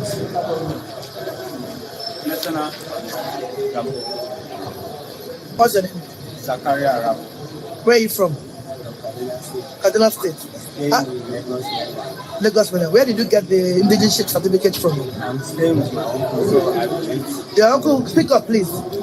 I'm staying with my uncle. Let's not call him down. Shogba Yoruba. Shogba Yoruba. I can hear what I can. Shogba Yoruba. Shogba Yoruba. No, ma. Shogba Yoruba. Yes, I can hear. Let me know for any Yoruba. Mbolongbe. Shogba Yoruba. Mbolongbe. Mbolongbe. Ta ló fún ẹ ní certificate? Ta ló fún ẹ? Ta ló fún ẹ? Ta ló fún ẹ? Local government ló ti wá. Kò ṣọ̀fẹ́. Again, I'm going again to another investigation that took place just around 2023 in July. This is coming from the cable. For a fee, a foreigner can get a Nigerian certificate of origin without ASU. I told you, Nigeria is just another zoo. You can see why the Biafrans are saying that let us come together and make a decision to exit Nigeria. Many of you don't like them, even though we know that there's nothing called Nigeria. The Yorubas are asking the same thing. Let us exit this zoological country called Nigeria. Some of you are upset each time you hear the word Nigeria is a zoo. Even the zoo sometimes have law and order. The lawlessness in Nigeria today remains there because anyone can just come into Nigeria and become a Nigerian citizen without ASU. I am not the one saying that. This is coming from the cable in July 2023, the 7th of July. And you can check it out yourself. The headline then says, investigation for a fee. A foreigner can get Nigeria's certificate of origin without ASU. I don't know how you feel tonight. I don't know whether your blood is boiling. I don't know whether your blood is just in the accurate place. But for some of us that we have been on this Yoruba Nation campaign, 3 years ago, many of you accused me of bringing war to Nigeria. Many of you say I was the one that wanted to destabilize Nigeria. But tonight, many of you failed to say it exactly how it is. And this is the reason why we have said it again and again, that this country is no longer visible, is no longer independent of its own. Nigeria is no longer the Nigeria you know when we got the fake independent. I understand that many of you are waiting for the international community to come out and tell you that our right to self-determination should be the only discussion right now. Like I always say, many Yorubas want Bola Tinubu, but many of us want Professor Banji Akintoye. the leader of the movement called the Yoruba self-determination, that said it clearly that there is nothing called Nigeria, it is just the fabrication that was put together by the British colonial ruler in 1914. I was outside right at the Westminster Parliament today, and I could see some of the writings of 1500. Yoruba already have their own government as at the time before the Portuguese explorer. Ijebu has already been a city in the 1500, 500 years before the Portuguese explorer. But tonight, we are now witnessing in 2023, where people have now been issued a certificate of indigene, yet they speak nothing called Yoruba. But many people are concerned that the Igbos want to take over Lagos. I understand your feelings. I know that you do not want the Igbos to take over Lagos, but are you comfortable for the Fulanis to take over Lagos? The Nigerian military came out and literally said that the Yorubas and the Biafra are just as equivalent to the what we called Boko Haram. And that was something that went a little bit overboard. Why would the Nigerian military link us with the Boko Haram? Since the Nigerian government knows definitely that we have never taken arms, not against any citizen, not against even the government. We have not made any kidnapping of any politician. But yet, as at yesterday, the chairman of one of the local government in Nasarawa State regained his freedom after he was kidnapped by the Fulani Boko Haram terrorists in Nigeria. As my security expert says, terrorists or terrorism will be used to make sure that most of us will leave our community. Let's listen again at 7:31 p.m. local time in London. Do you now think that Nigeria is in the right direction, or it's coming to the end of its exploration? We know that Nigeria was just a template for the British colonial ruler, and yet 100 years have elapsed. But just 72 hours ago, Nigerians were celebrating Happy New Year. They were also celebrating the fraudulent 1914 amalgamation that kept us together in what is known as Nigeria. The negotiation of Nigeria must now be done before things goes AY. Should we start thinking? Let me read again from the cable. For a small fee, as a foreigner, you can get into Nigeria and get origin, certificate of origin without an ASU. Even those of you that have now come up with fake certificate, you can see why the useless education in Nigeria is no longer valued outside Nigeria, because many of you have told us that you have graduated from university, but that is part of the corruption that has now been witnessed in Benin Republic and likewise in Togo, where you can do a 4-year course. I've watched the video, I've read the article. You can literally do a 4-year course in under 2 months. Let me take some of your comment. Mr. Boye Manyugba says, I quote, "Remain Shibo girls are still in the hands of Boko Haram. Nobody's talking about them again. It is in fact a very sorry case. Yoruba Ileto law." And that means that the Yoruba people, it is time that we start making our way out of home. I know, Bishop, you're trying to get in touch with us. Bear with us. I'm going to bring you in just about a few minutes. Mrs. Grace Olushoto says, I know we don't have any leader or elders except for a few like Professor Stephen Adebanji Akintoye, Chief Sunday Adeyemo Igboho, aka Igbowosha. And let me say this clearly to some of you Biafrans that continue to ask where Igboho. Igboho has no business with you.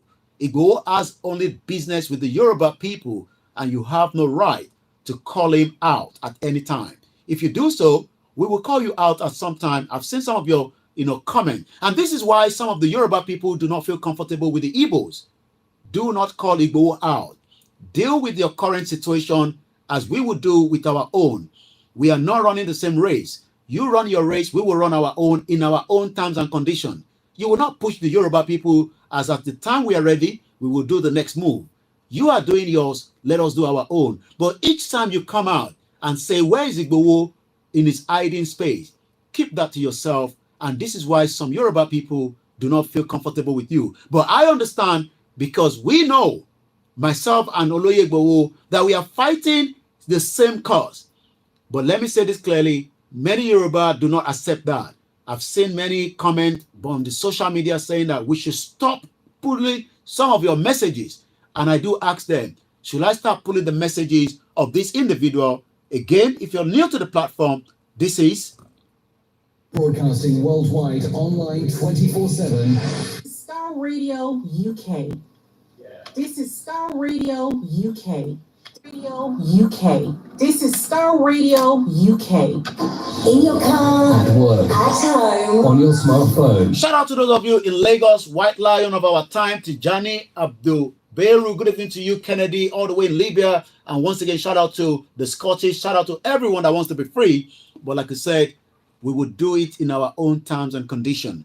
Let's go back again and listen to how individuals have obtained certificate of indigene in Lagos State, yet they speak nothing more than nothing. I mean, literally nothing. These individuals cannot even express themselves properly.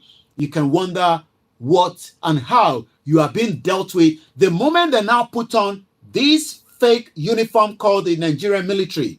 They will now have to deal with many of you. And that is why when some of us say Nigeria is just another banana republic, we have no iota of truth that what Nnamdi Kanu says, that Nigeria is a zoo, I would say it is more than a zoo. Let's listen to this again. Okay.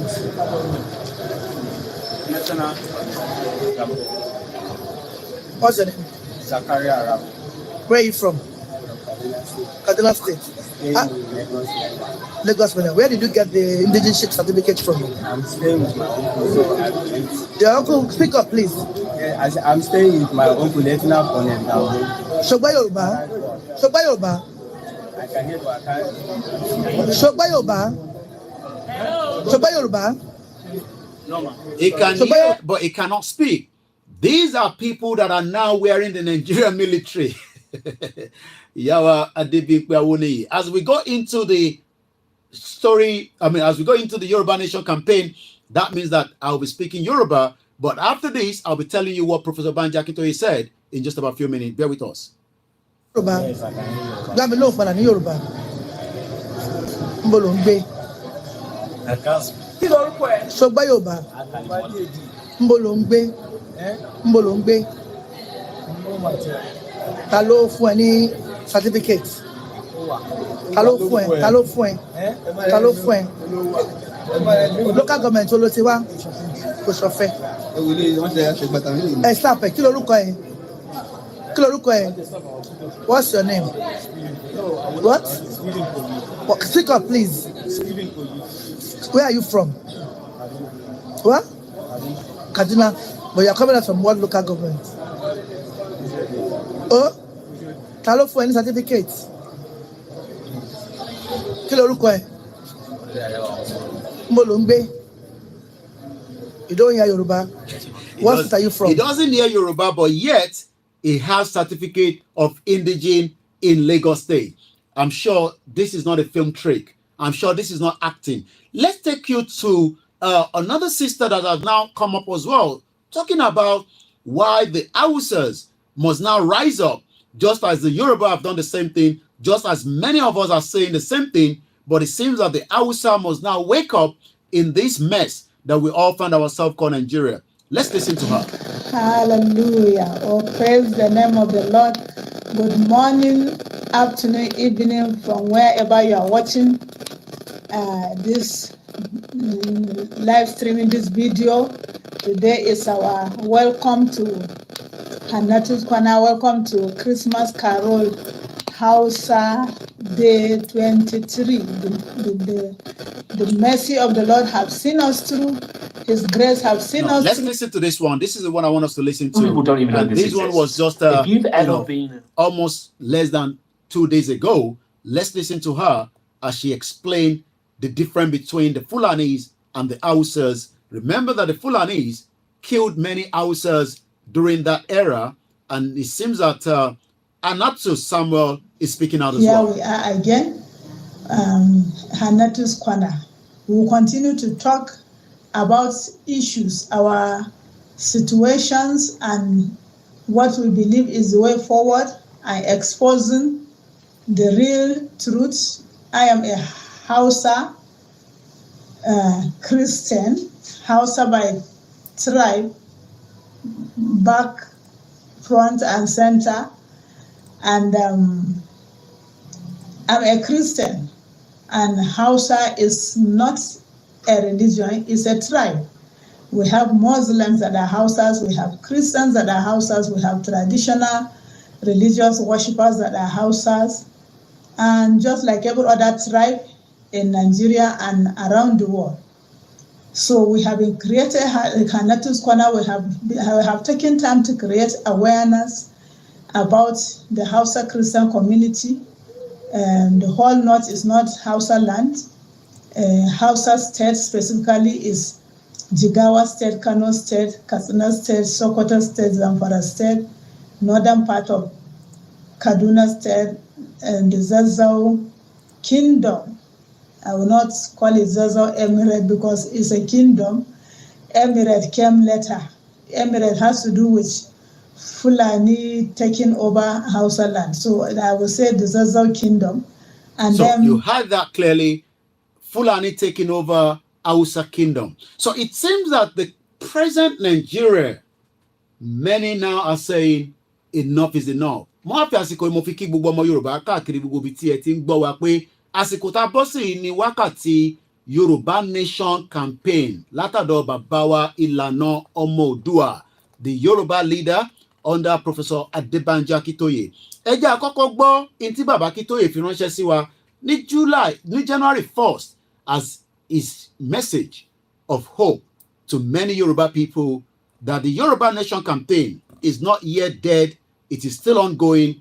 We are not running the same race. We are having our own ways, and we will do it the way according to our leader, which is the only leader in this movement, Professor Adebanjo Akintoye. So let's go back and listen to what we need to know when it comes to what he said. It's about 5 minutes. It's in Yoruba. I will do the summary. And probably after that, I might put a call to Bishop Adeshino. I know he's been trying to call, but bear with us. It's a very busy evening. And I know you want to update us on certain things. Good evening once again to all our Biafrans that are listening to me. And also, after that, Professor Banjo Akintoye, like I said, at about 8 o'clock, you will listen to part of what the government in exile of the Biafra, Mazi Simon Ekpa, said in his own broadcast on the 1st as well. But let's start with Professor Banjo Akintoye.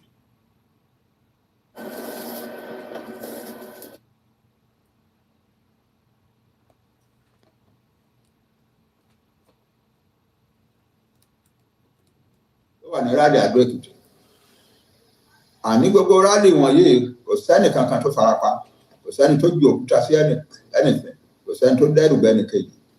Ọlọ́pàá ò mú ọmọ kankan, ọlọ́pàá ò dẹ́rù bọ́ ọmọ kankan ò farapa. So àwọn alàgbà sójà wa tó yẹ ká máa yẹ́ sí ẹ lọ́tún rò. Àwa ò kì í ṣe security threat in Nigeria, we are not. Ṣùgbọ́n tí mi ò bá fẹnu bá kinní kan, ẹ lè sọ pé òpùrọ́ ni bàbá ìyá àtàwọn self-determination struggle ẹ̀. Àwa Yorùbá a kì í ṣòpùrọ́, a dẹ̀ kì í ṣe hypocrite. Kinní kan wà tó jẹ́ kí tó yàtọ̀ díẹ̀ sí self-determination struggle wa tá a gbọ́dọ̀ ṣe. Òun náà ni wípé a gbọ́dọ̀ defend ilẹ̀ wa against àwọn Fúlàní marauders tó wá attack àwọn èèyàn wa. Tó ń pa ọmọdé, tó ń pa àgbà, tó ń rape obìnrin, tó ń jó abúlé, tó ń destroy oko, tó ń lé gbogbo farmers wá kúrò lórí oko. Tó wá jẹ́ pé tá a bá ṣọ́ra wa Yorùbá, like for many years to come, la máa ní èèyàn after èèyàn after èèyàn, famine after famine after famine. Àwa ò lè afford yẹn. Therefore, a bẹ̀ ìjọba Buhari kó wá defend wa. But ìjọba Buhari ò wá defend wa, ṣe ló dàbí pé wọ́n support àwọn tó wá attack wa ni. Ìdí ẹ̀nìyàn tá a fi sọ pé a lè lajúlẹ̀ kán máa fìyà jẹ àwọn yẹn wá bí eléyìí, kán máa destroy future wa bí eléyìí. We have to do something. Ìdí ẹ̀nìyàn ẹ má rò pé ó easy pé ó dùn mọ́ wa láti ṣe. ẹ rò pé ìjọ tí Sunday Igboho tó dìde tó ń lọ sí Ìgàngàn pẹ̀lú pé ijó àtayọ̀ fẹ́ lọ jà ní no ó mọ̀ wípé risk ńlá lòun take ìjọ yẹn ó dẹ̀ take risk yẹn because he loves his Yorùbá nation ńgbà tó dẹ̀ débẹ̀ ìjọ yẹn ìtàn kan wà tẹ́ ẹ̀ kì í gbọ́ ṣé ẹ mọ̀ wípé ara àwọn ọmọ Sẹ́ríkì Ìgàngàn Sẹ́ríkì ní Ìgàngàn ó mú ìbọn lápò ó yìn sí Sunday at point blank Sunday kan jọmọ tó Ọlọ́run ti sì fẹ́ ọ̀nà òkú ẹ̀ làbá gbé wálé ńjọ́ yẹn a ò fẹ́ expose àwọn ọmọ wa sí danger but a fẹ́ fi àwọn èèyàn wa sílẹ̀ kí ìyà máa jẹ wọ́n a fẹ́ fi àwọn ìyá wa sílẹ̀ kí wọ́n máa réèkì wọn lórí òkú a fẹ́ fi àwọn ọmọ kéékèèké sílẹ̀ kí àwọn Fúlàní máa pa wọ́n lọ́nà school no we have to defend our land we are forced to it is not that we love to it's not that's not what we wish to do but it's what we must do out of love for our nation out of respect for our nation out of sense of dignity of our nation so àwọn tó ń lọ sọ pé àwa security kan lọ parẹ́ kúrò nínú ìwé wọn àwa we are not a security what the federal government of Nigeria should do is to defend our land and there will be no Yoruba man no Yoruba boy or girl going to the bush to go and drive the Fulani away. That's our situation. Our struggle is a peaceful struggle and it's a struggle that is based upon law. The law of this world and the law of Nigeria says that we can seek to separate our country from Nigeria. That's the law and we are following that law or those laws. Ọdún bá wa láyọ̀ ọdún ti bá wa láyọ̀ tìjọ́ àtayọ̀ la máa fi parí ẹ̀ mo kí àwọn ọmọ kéékèèké particularly tí wọ́n ti mọ nǹkan tá à ń ṣe bọ̀ tó jẹ́ àwọn là ń ṣe fún adúpẹ́ lọ́wọ́ Ọlọ́run ìwé àmọ́dún àti máa wà ní country tiwa o lórí Ọlọ́run ló ní ká lọ ja ìjà yìí and we must fight with faith and hope and the power of the living God to achieve anything in the world. Now we know that his mighty hand is raised up in defense of our nation. In the advancement of our nation to freedom and liberation from Nigeria. And nothing can bend back his hand. We shall prosper. And we will prosper. That is the leader of the Yoruba Self-Determination Campaign. I'm sure you were able to pick some of what he said in English. But in Tibaban sọ fún wa ni pé a kì í ṣe hypocrite, a dẹ̀ ń ṣe threat fún Nigeria, a kì í ṣe ọ̀daràn, a dẹ̀ kì í ṣe ẹni tí wọ́n ń wá. Mo wà níbi tí a wà ní Downing Street tó gbé wa dé Westminster. Gbogbo yín náà lè rí àwòrán tá a ṣe láti bẹ̀.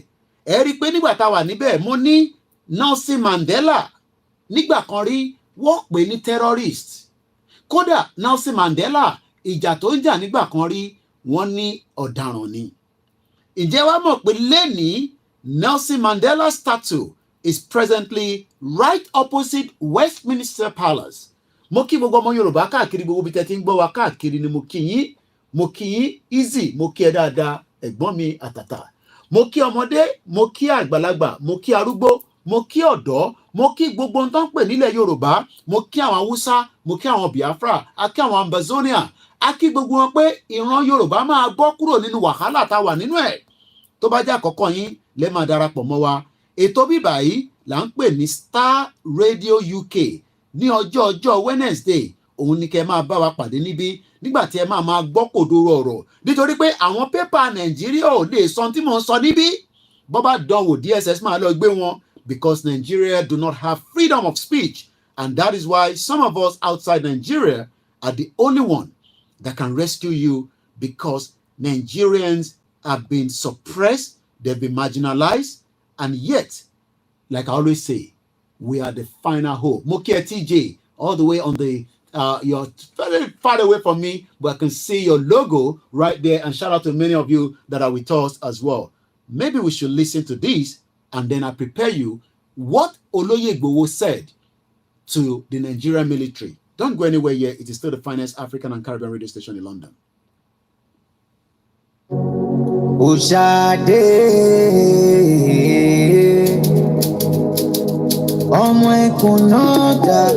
This is the Star Radio UK, and this is Agaga on the Sunday Igboho Osha.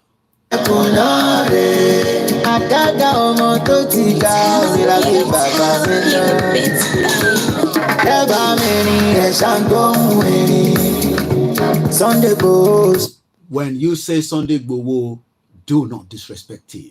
We know what we are doing. The most important thing is we pray that whatever is planning to make sure that we liberate our people and give them what they want, the gods of the Yoruba land will continue to be with him. From here, Oloye Igboho, on the Star Radio UK, we are saying shout out to you and sending you good love.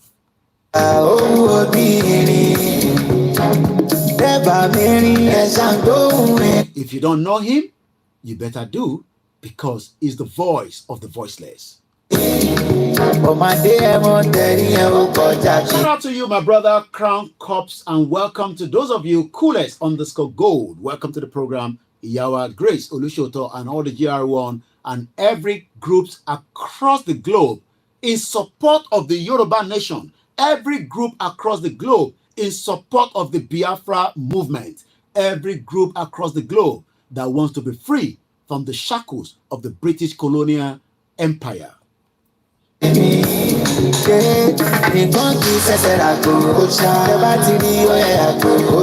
you don't know him, you better pass your way, because even Seriki Gogon said,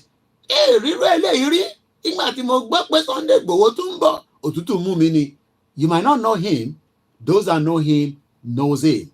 And again, I'm sending a strong warning to those Igbos or Biafrans that continue to call out Igboho. Stay away from him. He has no business with you.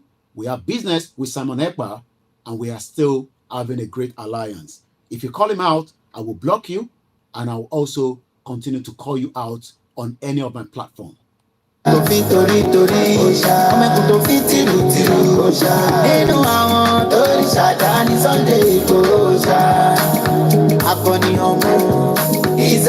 Igboho sent a message to the military. I'll be telling you that after this very powerful song from Agaga.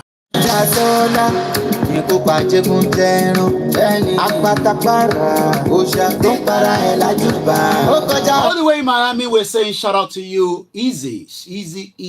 Shout out to you from here on the Star Radio UK network. Those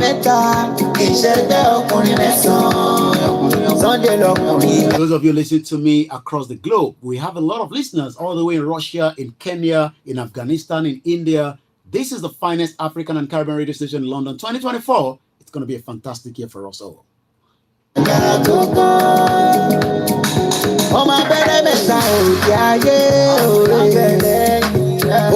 If you don't know him, you better know him. It's just coming up to 8 o'clock. After this, I'll be telling you the response by Oloye Igboho back to the Nigerian military, linking the Biafra and the Yoruba to Boko Haram.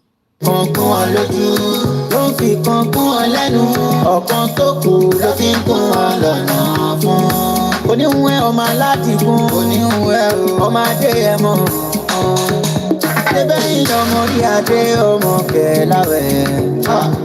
out to those of you in England. If you're just coming into this country, please take note. Maybe next week I'll be talking about the students coming into the UK. Take a date now. Next week, Wednesday, it will be everything. Those of you that are arriving on the COS, on the student, on whatever platform, you must take your due diligent work. Don't think that you are being told by the agent providing you the services from UK to Nigeria, that when you get to UK, you get a property, you get a house, you get a job. A family of 6 are now stuck in London because they have nowhere to go. They were promised house and a job under the COS. All that has failed. I'll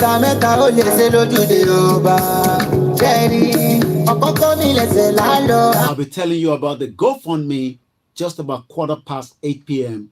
It's something you need to know. We are raising £50,000 for myself so that we can continue the great work on the media and also to provide service for humanity. £50,000. You heard it very well. and we got to raise some money tonight as well. Shout out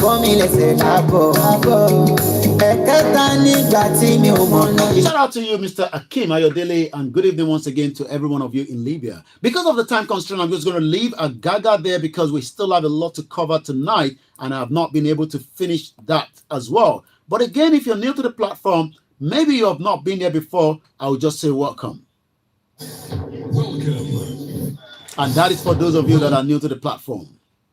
Broadcasting worldwide, online 24/7. Whereabouts? Radio UK. On the Starr Radio Starr UK. Radio. It is the finest African and Caribbean radio station in London. You can also send us an email at info@starradiouk.com. You can reach out to us through these numbers in case you have any questions, you have any query. 0202 0208 133 2257, or you can reach out to me on all the numbers. I'm sure many of you have my number, or you can send me an email at musakalam@gmail.com or info@koikimedia.com. Now, let's talk about Sunday Igboho. Yoruba Nation agitation, not security threat. Dr. Chief Sunday Igboho replies back the Nigerian military. Yoruba Nation activist, Dr. Chief Sunday Adeyemo Igboho, alias Sunday Igboho, has described Igboho. I've been told to make sure that I pronounce that very well each time I'm doing so, and I hope those of you that are listening can get the sound. Igboho. I know the Biafrans are very difficult to pronounce it. They cannot pronounce Yoruba name, and sometimes we cannot pronounce their own name. But like I said, after this, I'll be telling you what Simon Ekpa said during his own broadcast New Year as well.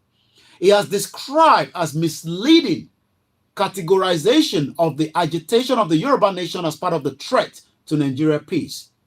He was reacting to the remark credited to the Director of the Defense Media Operations, Major General Edward Buba, who listed the Yoruba self-determination movement as a threat to the peace in the Southwest Zone. Do you understand that? Imagine that they are saying that we are threat to the peace. How are we threat? Who have we killed? Who have we attacked? Who have we literally kidnapped? We have not kidnapped anybody. We have not attacked anybody. So why is the Nigerian military linking us with the Boko Haram terrorists that is also killing many, destroying many lives in what we call the contraction called Nigeria? Many of you that believe in Nigeria, it is your fundamental right to believe in Nigeria. But for those of us that do not believe in Nigeria, it is also our right to say that we must come on the round table and discuss everything that needs to be discussed in Nigeria. Let's go further. According to the Punch report, that Buba, while addressing the defense correspondent in Abuja last week Friday on the activities of the armed forces of Nigeria, claimed that security threats in various geopolitical zones differ, pointing out that the major threat in the Southwest remain the Yoruba Nation agitators. So I guess I am one of you. So that means that we will continue to tell the international community that our lives must not be taken away because we are asking for something. Nnamdi Kanu's life must not be taken away from him because he's asking for something. I understand that the British government have not done much when it comes to the case of Nnamdi Kanu. We hope that the current embassy and the High Commissioner, Dr. Richard Monteguro, will be doing everything to facilitate the release of the kidnapped rendition of Mazi Nnamdi Kanu from Kenya. Nnamdi Kanu was not traveling with a Nigerian passport. He was traveling with a British passport, but yet was kidnapped by the monster called Buhari. And yes, I call him a monster because Buhari was reminding the Igbos or the Biafrans that the red dot or the circle or whatever until he was stopped by Twitter. 8 years down the line, Buhari failed to stop insecurity because it's part of the insecurity. And I have something to back up that from one of the former security analysts, which is different from the one that we had earlier. So Igboho sent a message back to the military. Do not classify us. Do not put us together because you are the one that is compromised. The Nigerian military continue to be compromised. I am not a threat to Nigeria. I am only asking for my right, just as the Scottish people are doing the same thing. Maybe we should remind the Nigerian military this again. In this state is under assault. There's an attempt at ethnic cleansing in this state and, of course, in all the riverine states of Nigeria. We must resist it. We must stop it. Every one of us must rise up. The armed forces are not neutral. They collude. They collude. They collude with the armed bandits. They kill people, kill Nigerians. They facilitate their movements. They cover them. If you are depending on the armed forces to stop the killings, you will all die one by one. That is the former Chief of Army Staff, T.Y. Danjuma, and again Igboho went further. In a statement he signed and made available to newsmen in Ibadan, in Oyo State, says the federal government under the leadership of President Bola Ahmed Tinubu should disregard such security report, which he described as blackmail. We are conscious of the noble effort of the armed forces of Nigeria to tackle terrorism, banditry, kidnapping, and other forms of criminalities. But we take exemption to the wrong and baseless position of the Director of Media Operations, Buba, for identifying the Yoruba Nation movement as a major threat to the peace in the Southwest. Igboho went further to say, this is not only far from the truth, but also a flimsy excuse which showcased the failure of the Nigerian military to tackle the menace of the insecurity that continues to kill many people in the country called Nigeria today. Peace in Nigeria, most especially during the immediate past regime of the President Muhammadu Buhari, that actually opened the border and allowed the influx of Fulani terrorists, ISWAP, and all kinds of menace that many people cannot make it to their farm. Economic situation is down in the north, in the south, also in the southeast. Apart from the ignoble and vicious attacks on some of the states in the north, most especially in the northeast by the Boko Haram terrorists, bandits were controlling some local government. In some part of the north during Buhari's administration, they were literally collecting levies and some of the revenues on India. The Nigerian military could not do anything tangible to stop this act of threat against the territorial integrity of the nation. He alleged that rather than eliminate terrorists, they bombed individuals in Kaduna. Rather than the Nigerian military to eliminate terrorists, the military is chasing shadows and wrongfully accusing the Yoruba Nation movement of threat to the peace in the Southwest. This is just a figment of their own imagination, which we should ignore by descending Nigerians and other relevant stakeholders. This is coming from Oloye, Dr. Sunday Adeyemo, popularly known as Sunday Igboho. And like I always say, we must not sit back. It is time that we speak out for the menace of what has happened. So I'm going to now play what the Simon Ekpa said during his own broadcast to the Biafrans on the 1st of July, sorry, on the 1st of January. This if particular, I had jumped into this business more than a year ago, I had this New Year's just message. Let's listen to Simon Ekpa. Welcome the New Year. Let us reflect on the journey we have undertaken together. Despite physical distances, our collective spirit binds us in the pursuit of justice, freedom, and self-determination of Biafra. In 2019, in September 2019 to be precise, Mazi Nnamdi Kanu told the world that Biafra has come. And everybody, including myself, we're all happy about the pronouncement of our leader, Mazi Nnamdi Kanu, in 2019.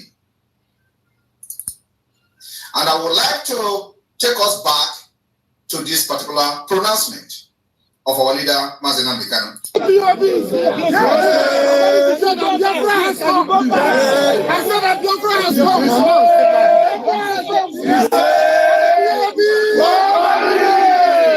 Thank you. God bless you. God bless you. This particular pronouncement of Biafra has come was part of the propaganda for Biafra, a positive propaganda for Biafra. After that, he was kidnapped in Kenya in 2021. We are still here putting up the Biafra government structure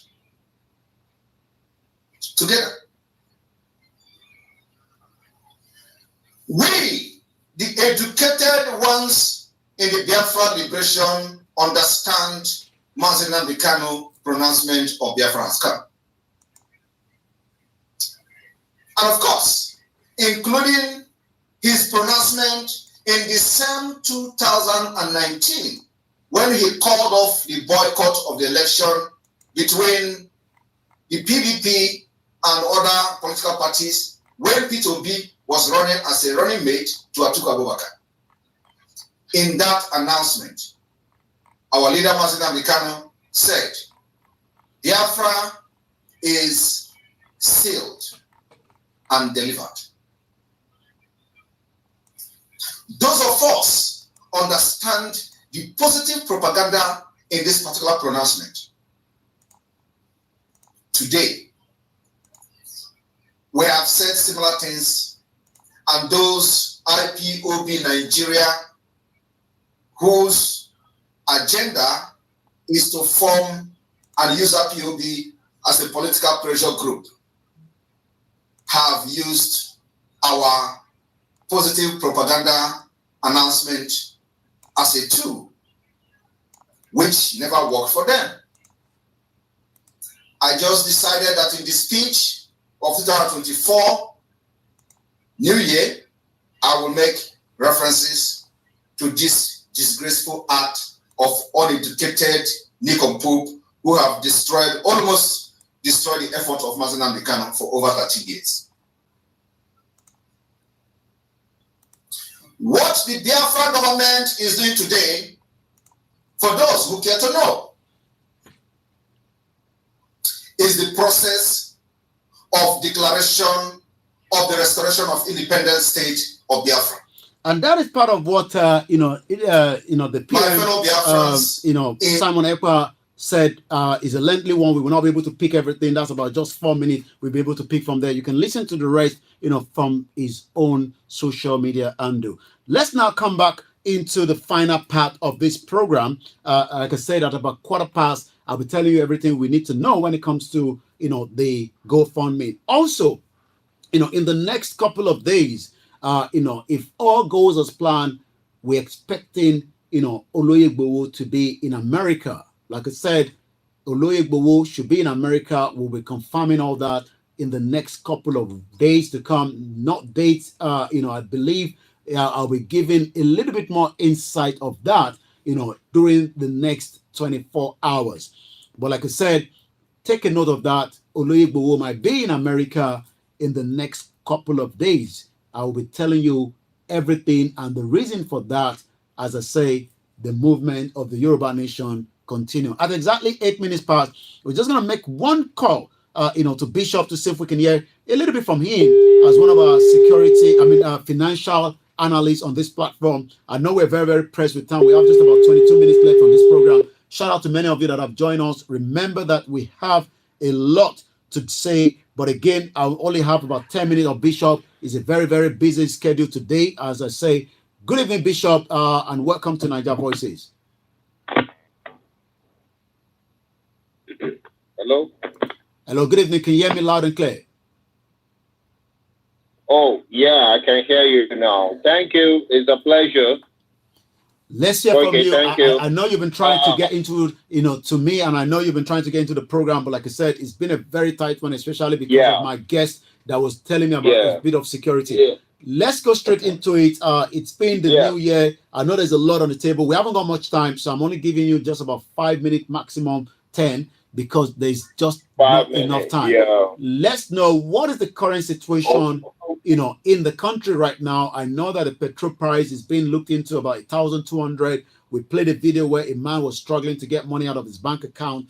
The economy is not going very well. I've listened to a lot of different analysts that are saying that the investors are not bringing the money in because it just seems that they are not trusting the present administration. So let's take from you, what is the current situation in the new year? And then we can take more probably next week. Thank you very much. It's still based on the economic insecurity. Nigeria is in battle from all fronts: economic insecurity, physical insecurity, and all that. Now, based on the economic insecurity, what next? Everything, they are not under the control of the Mr. President. Mr. President can only come out and appeal to Nigerian over it and say, "Oh, he's out of his power and all that." Nigerian is not being ruled by the decision of the president. It's a lay down instruction for him to just approve. Now they are pegging a price of a liter to $1 now, and $1 goes for 1,200. So within the first quarter of this year, January, February, March, it has to be implemented. So Nigerian will buy a liter of fuel for 1,200 to stabilize the value of naira to 1,200 to $1. If not, naira will fall more beyond 1,200, and that is the meeting point to stabilize the naira, and at the same time to fund to be able to cushion the subsidy that was removed. So invariably, the subsidy is being looked into, and it is going to be paid from the back side. So paying from the back side, meaning that it has been calculated into the price of the customer who is buying from the pump.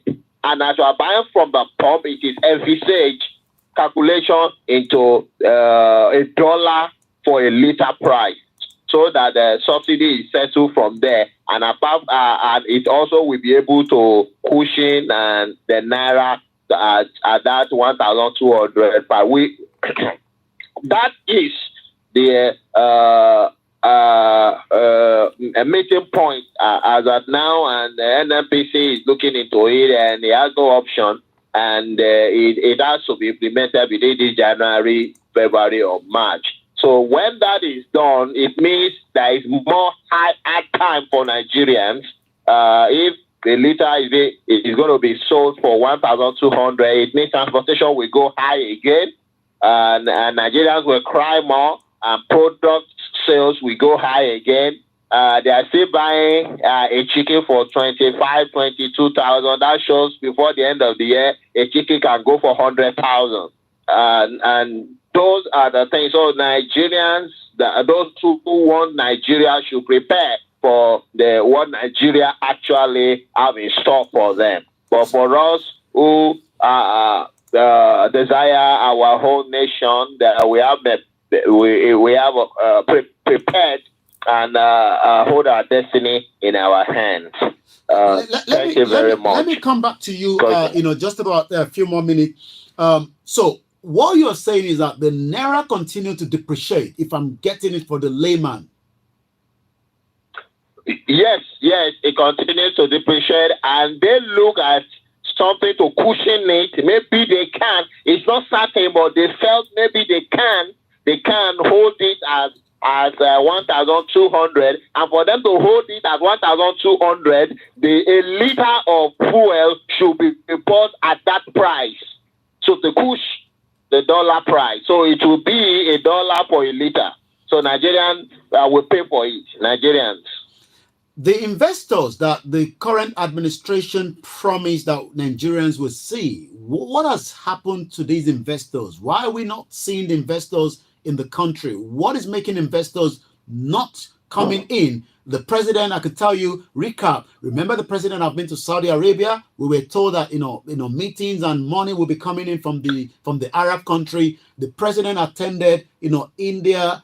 We saw that there was a lot of engagement there as well. Anjuri and Jalali promised that Nigerians should not be worried because there's so much money coming into the market. The president was in Germany. German chancellor came into the country. The president just returned back from the COP28. What is happening? Where are these investors that President Bola Tinubu promised Nigerians? Okay, it's left for President Bola Tinubu, but I know that there are no fools in the nations of the world. Only Nigerians are fools because Nigerians live in denial. So there are no fools in any country in the world. When you see investors leaving, Unilever has just left Nigeria. St. Louis just left Nigeria. About 4 different multinational companies just left Nigeria. And you feel that other multinationals will be coming. When they are seeing their partners or their equals leaving, don't you think they will ask those ones, what is making you to leave before they now come? So when those ones are leaving and you think that their brothers will now come, what are they coming to do? They're not going to come. So the Nigerians are the only ones that are fools. No, there are no fools around the world anymore. So Bola Tinubu can promise heaven and earth they are bringing investors. And even those they are bringing, they are not wooing them with capital. They are wooing them with waivers. They are wooing them with reduction of charges. Imagine what country does that. So those people they are even wooing know there's nothing tangible for them. That these ones are canker worms. If you put your money in that country, you're going to lose it because they are begging you. Okay. In nations of the world, they don't beg investors. They show investors an enabling environment. The investors see the enabling environment, accept and come. So you don't beg them. Thank you. The last one before you go, the former governor of Ogun State, Olusegun Oshoba, was interviewed in Nigeria. He talked about Tinubu begging or pleading that many people that have money should try to bring those money back. And I'm just reading, Oshoba reveals the major problems Tinubu inherited from Buhari. The former governor of Ogun State, Olusegun Oshoba, on Tuesday revealed the major problem President Bola Ahmed Tinubu inherited from his predecessors, Muhammadu Buhari. Not too sure whether they should arrest Buhari right now for bringing the country into where it is. While speaking on the mainstream media in Nigeria, the former governor says some of the problems Tinubu inherited from Buhari were naira scarcity, religious killings, and intercommunal clashes in the country. I want us to focus on the naira. You have been talking about Ruba, which again and again, many people are not buying into the Ruba. What is the current Ruba price as of today? Yeah, okay. It's not true that many people are not buying into Ruba. That was the story 7 months ago. Many people are now buying into Ruba. And Ruba now has exchange platform in pound sterling. You can collect Ruba in pounds now or pay for Ruba in pounds. In Sefa, in Naira, in Gambia, Dalasi, in UAE, that pay Dubai money, and in Libya money. So, and in this year, we are working on partner front in Chinese yuan, and we are working in Russian rubles and in Japanese yen to add to the exchange table. So Ruba is on the international market and trading fine and expanded. The traffic it was so high this December that the capacity of our customer care was overstretched. And so that many people are not buying into Ruba. That is the whole story. Ruba is not trading. So that's one. So the purpose why those those ones are asking that Nigerians should, diaspora who has money should bring it in, is because United States just stop free dollar loans to CBNs around the world. That memo came out last December. So they are not going to be borrowing them dollars the way they borrow them short loans like that anymore. America have started dollar recall. Dollar recall means that they are taking back all their dollars all around the world back to America to strengthen American dollar currency. So because the BRICS have started de-dollarization, so they now embrace the Chinese yuan, and the BRICS, about all of them now trading on yuan. So it reduces the influence of dollar, and it makes dollar to have a big.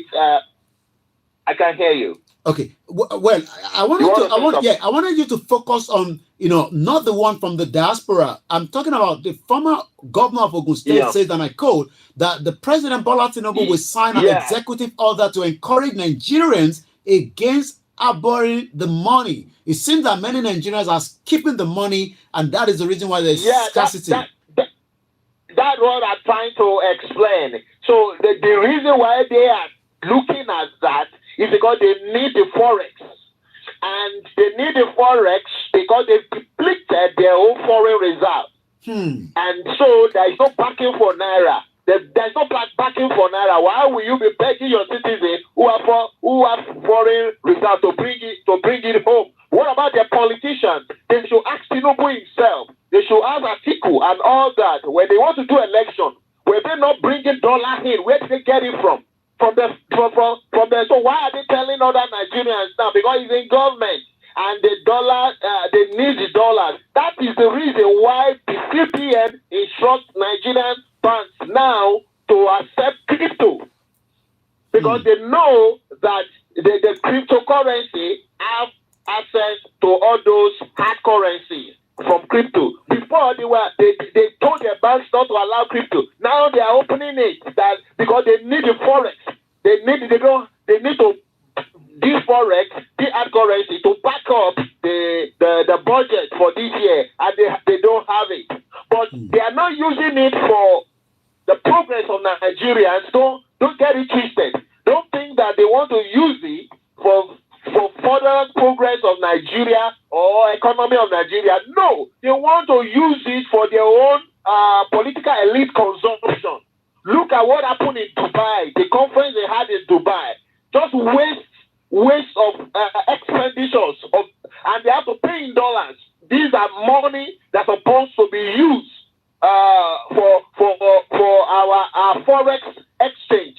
Nigeria does not have enough forex to back naira, and that naira cannot trade international platform successfully. It can only they can only devalue it the more to help the little ones they have. So they are trying now to open the door, every avenue that can bring in that hard currency to them. So they open crypto, and at the same time they are canvassing for Nigerians that have hard currency overseas to bring it home. So that is the reason. And it's not supposed to be when the organization or the country is economy is running well.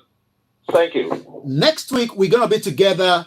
We're gonna be discussing Nigerian students living Japa. How do they raise these foreign exchange now that the scarcity of the naira is out there? And you also promised us that you were giving us, is it 5 individuals for Ruba? The price for... You actually told us that, You mean the price for Ruba? No, you said that, the 5 first individuals were meant to have that program. We haven't had that program yet. Is it going to be the first 5 callers? Okay. The Ruba giveaway. Yeah, Ruba giveaway. Should we leave that till next week Wednesday? When you are ready. Okay, all right. So what we're gonna do is Bishop Additional has promised us is it 5 individuals, and they would have to have their own Ruba wallet. Must I have the Yoruba wallet in advance? Yeah. 5 caller. Yes. 5 caller. You're gonna hold a call-in program, and 5 first callers they will get app Yoruba, which is $6, and they can use it to celebrate New Year. Okay. They can collect it in pounds. Once they can collect it in naira or in sefa. Once they credit the Yoruba, they call our customer care. They help them exchange and credit their fiat accounts as they desire. All right. Thank you so much, Bishop. That was a very brilliant 60 minutes with Thank you. Shout out to you, and we hope to speak to you next week, Wednesday, when we're going to have, the full program of the Nigerians that are Japa making their way to UK and America. Let me pick some of your comments quickly because we're now 6 minutes before the end of the program. My name is still OLAYOMI KOIKI. This is the finest African and Caribbean radio station in London. If you're new to the platform, remember to subscribe, follow us, share the program. If you have any concern, if you have any worry of what we have said here, you have any input you want to add to it, you want to reduce out of it, you can reach out to us at info@starradiouk.com, or you can call into the studio number, which is 20202 020-813-2257. I'll take that again. 0208-133-2257. That number will link you straight to the studio. You can call my mobile number where you can be able to tell me your concern. How concerned are you with the present situation in Nigeria? Are you concerned or are you not worried? Are you just like, you know what?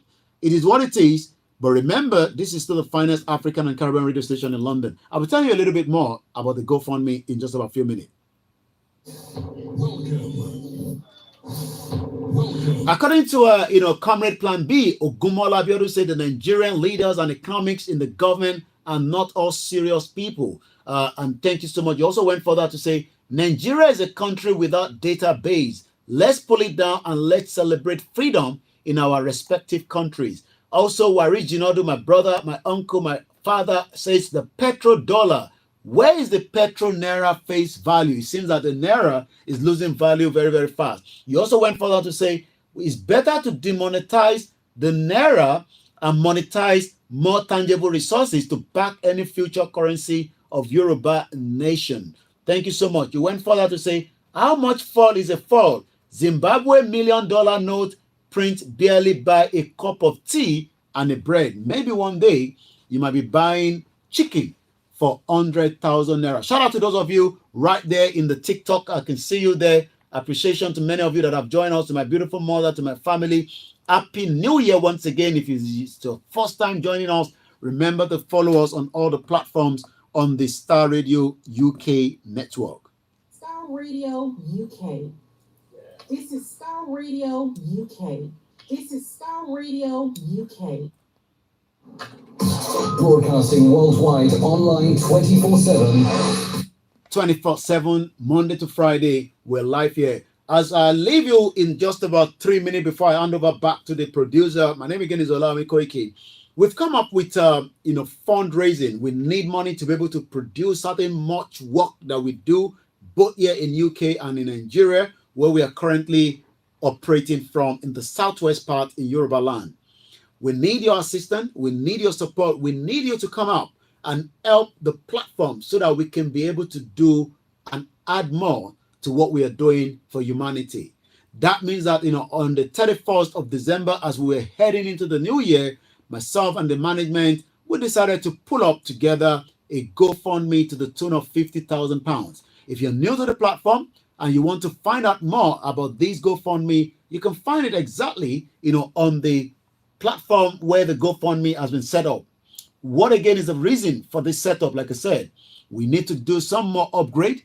We need to make sure that we can be able to do a little bit more as soon as we have the funding.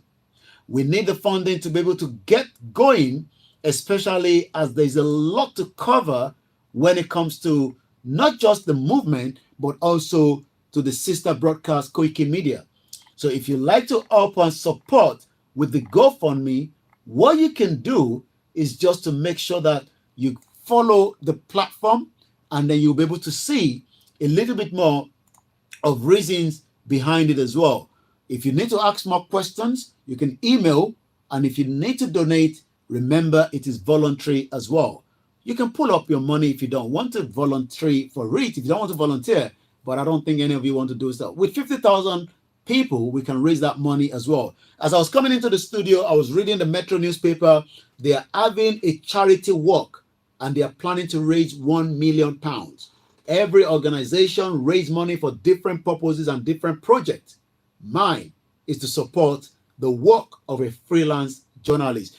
That is how far we can take it tonight. It's just coming up to 1 minute before 8:30. I wish I can go a little bit further, but I'm already getting the signal to return back into the studio. Shout out to many of you that have joined us. Remember to follow me on all my social media handle. It is the same name, Koikimedia.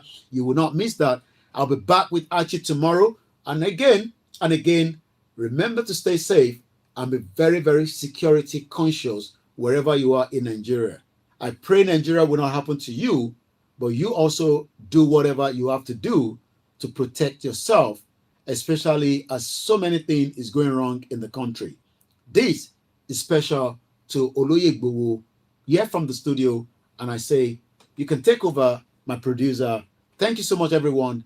I'll be back same time next week. My name is OLAYOMI KOIKI. Bye for now. ọmọ Ìbàràpá lápapọ̀ ẹ̀jẹ̀ àdúpẹ́ lọ́wọ́ àti ọmọ Yorùbá lápapọ̀ tìlé tó kó ẹ̀mí àbọ̀ ẹ̀bá nǹkan ọmọ Adéyẹmọ Chief Sunday Adéyẹmọ Ìgbòho orúkọ ńlá tí ń jámọ̀ láyà bí àrá orúkọ tó ń dẹrù bo lórúkọ gan ọmọ Yorùbá ẹ má sùn o torí pé bùrà a kò lè fojú kégbodò láyé títa ríro lẹ̀dá ń kọlà wúrà tó máa dán alànà kọjá dandan o ọ̀wọ́n irin ní má bẹ̀rẹ̀ wọ̀nà ẹ̀dá kan lè ṣì wá lọ́nà mọ́ ẹjẹ́ àfìmọ̀ṣọ kan ká lè débi re ẹjẹ́ àjọ gbárùkù ti Sunday Ìgbòho ṣá ọmọ Ìgbòho mọ̀rẹ́ nílùú Alágbàdo Òde ọmọ atapẹ̀tẹ̀ wọnú omi ọmọ dèdèlè wodò sànyà ìsànyà ò rẹ́ràn bàbá yín láàrin ìdí omi kò sì náà ń kán sí yín lẹ́nu ọmọ òkúta mẹ́ta òkè Ìgbòho ìkan ń ṣe yín ní dábọ̀dàbọ̀ ìkan ní mọ́ rọra ìkan tó kù nígbà tí wọ́n mọ̀ Ìgbòho mọ̀rẹ́ kí ló dé Ìgbòho mọ̀rẹ́ sí ọmọ òpópó sánràn ìgbàgede Ìgbòho sùn wọn láláìsí bẹ̀rẹ̀ wọn ní kó ní bẹ̀rẹ̀ ó máa kó bẹ̀rẹ̀ lọ ẹ̀sìn ò ní bímọ méjì ní Ìgbòho mọ̀rẹ́ bẹ́ẹ̀ sì bá bímọ méjì ní Ìgbòho áfíkọ̀ pọ̀pọ̀ sí amúkan yòókù bọ̀ sànyà àtúmúyà rẹ̀ tí ò lọ́rọ̀ gbọ́ àfiṣẹ́rù wálé wàràmùjẹ́ ọmọ onílé ọ̀la àwọn àjòjì tó ń ṣe ségesège tọ́láwọn ò ní bomi kó sí mu wọ́n láwọn ò ní bomi sànyà wẹ́sẹ̀ ìgbà tójú kò fi rí ńkọ́ gbogbo wọn náà sáré bomi kó sí mu wọ́n sì bomi sànyà wẹ́sẹ̀ ọmọ abẹ́rẹ́ mẹ́ta òde ayé ọ̀kan ṣẹ́ ọ̀kan tẹ̀ ọ̀kan tó kù ní gbogbo ayé tí ránṣọ kiri gbogbo ọmọ Yorùbá Sunday Ìgbòho onírèlẹ̀ láéláé torí àbá lásán nìkan ń dá òkúta ò ṣe pé fún wọn o ìmọ̀ràn lásán ni ti balùwẹ̀ kò pọ́sibú kó dòdò láyé ń bí ó kún díẹ̀ títọ́ domi láéláé ìtọ́ mi lè domi Sunday Ìgbòho arógun má ti bí tó ń jà fẹ́tọ̀ Yorùbá ní tilé tó kó. And that is how far I can go. I wish I can go a little bit more. I'm going to take a screenshot. I love the background tonight. So let me take a screenshot of myself with all this beautiful background and every single one of you. Thank you so much for joining me again tonight. And I think I should have that background as well. Thank you so much for being part of the program. My name is OLAYOMI KOIKI. I hope you've enjoyed the program. Remember that next week again, we'll be back again. So let's take another, capture everyone. Everyone is in. I think, I've captured everyone. Nobody's not missing out. Nobody's not missing out. And this is how we keep, record of what we do as well. Thank you so much. I got to go now. I have a long way back home. And tó bá ṣe ń darapọ̀ mọ́ alákọ̀ọ́kọ́ ẹ bá wa pín ètò náà ẹ má yẹ kí wọ́n tàn yín kò sí nǹkan tó ń jẹ́ Nàìjíríà ó ti collapse tó bá dé collapse ó ti di dandan pé a máa collapse ẹ̀ orúkọ tèmi ni Ọláyọmí Kóìkì tí gbogbo yín mọ̀ sí Koikimedia. Shout out and peace, love and unity. Yoruba nation, no going back. No going back, tá sọ yẹn pé no going back náà ni gbogbo àwọn tó bá sọ pé à ń go back wọ́n tanra wọn. We will end Nigeria from outside and from inside. We will collapse Nigeria. Nigeria might collapse. It's just a matter of when, how soon, and how dedicated we are. We are saying enough is enough. We've had enough of the contraction called Nigeria. So that is about it. Thank you so much. Bye for now. I gotta go. Yoruba Nation is definitely going to happen in our lifetime. So let me end it from here. Bye for now. Navy blue check. Jagama. Jagama. Jagama. Jagama. Jagama. That's it, bro. That's it, bro. I'm getting like confused. The life is too much. The life is too much. The life is too much. The life is too much. The life is too much. Jagama. Jagama. Jagama, let's go. For that island as well. Navy blue check. Thank you so much, everyone. And we'll be catching up maybe as I head into the city. It's about to do to Wano City Pada. Maybe we pick some nice coverage along the route back home. But for now, I got to start heading out. And the weather is very cold, you know. It's just 8:30. But UK is never late. 24 hours country. Moki Yoruba Nation for life. Bye for now. Ogumala Mokiel, thanks so much. You said nice presentation, the White Lion. Thank you so much. Bye for now. So we end up from the laptop, then I have to stop all the ones from the phones. Thank you so much. Daisyman123 says, thank you so much to Koikimedia team. We love you, my brother. I look forward to the emails from you later on as well. Eshegon, Mr. Olami Lekon Olushisi. And once again, Mr. Warij Jinadu, compliment of the season and the year on the Star Radio UK. Thank you so much once again. Bye for now. Bye-bye.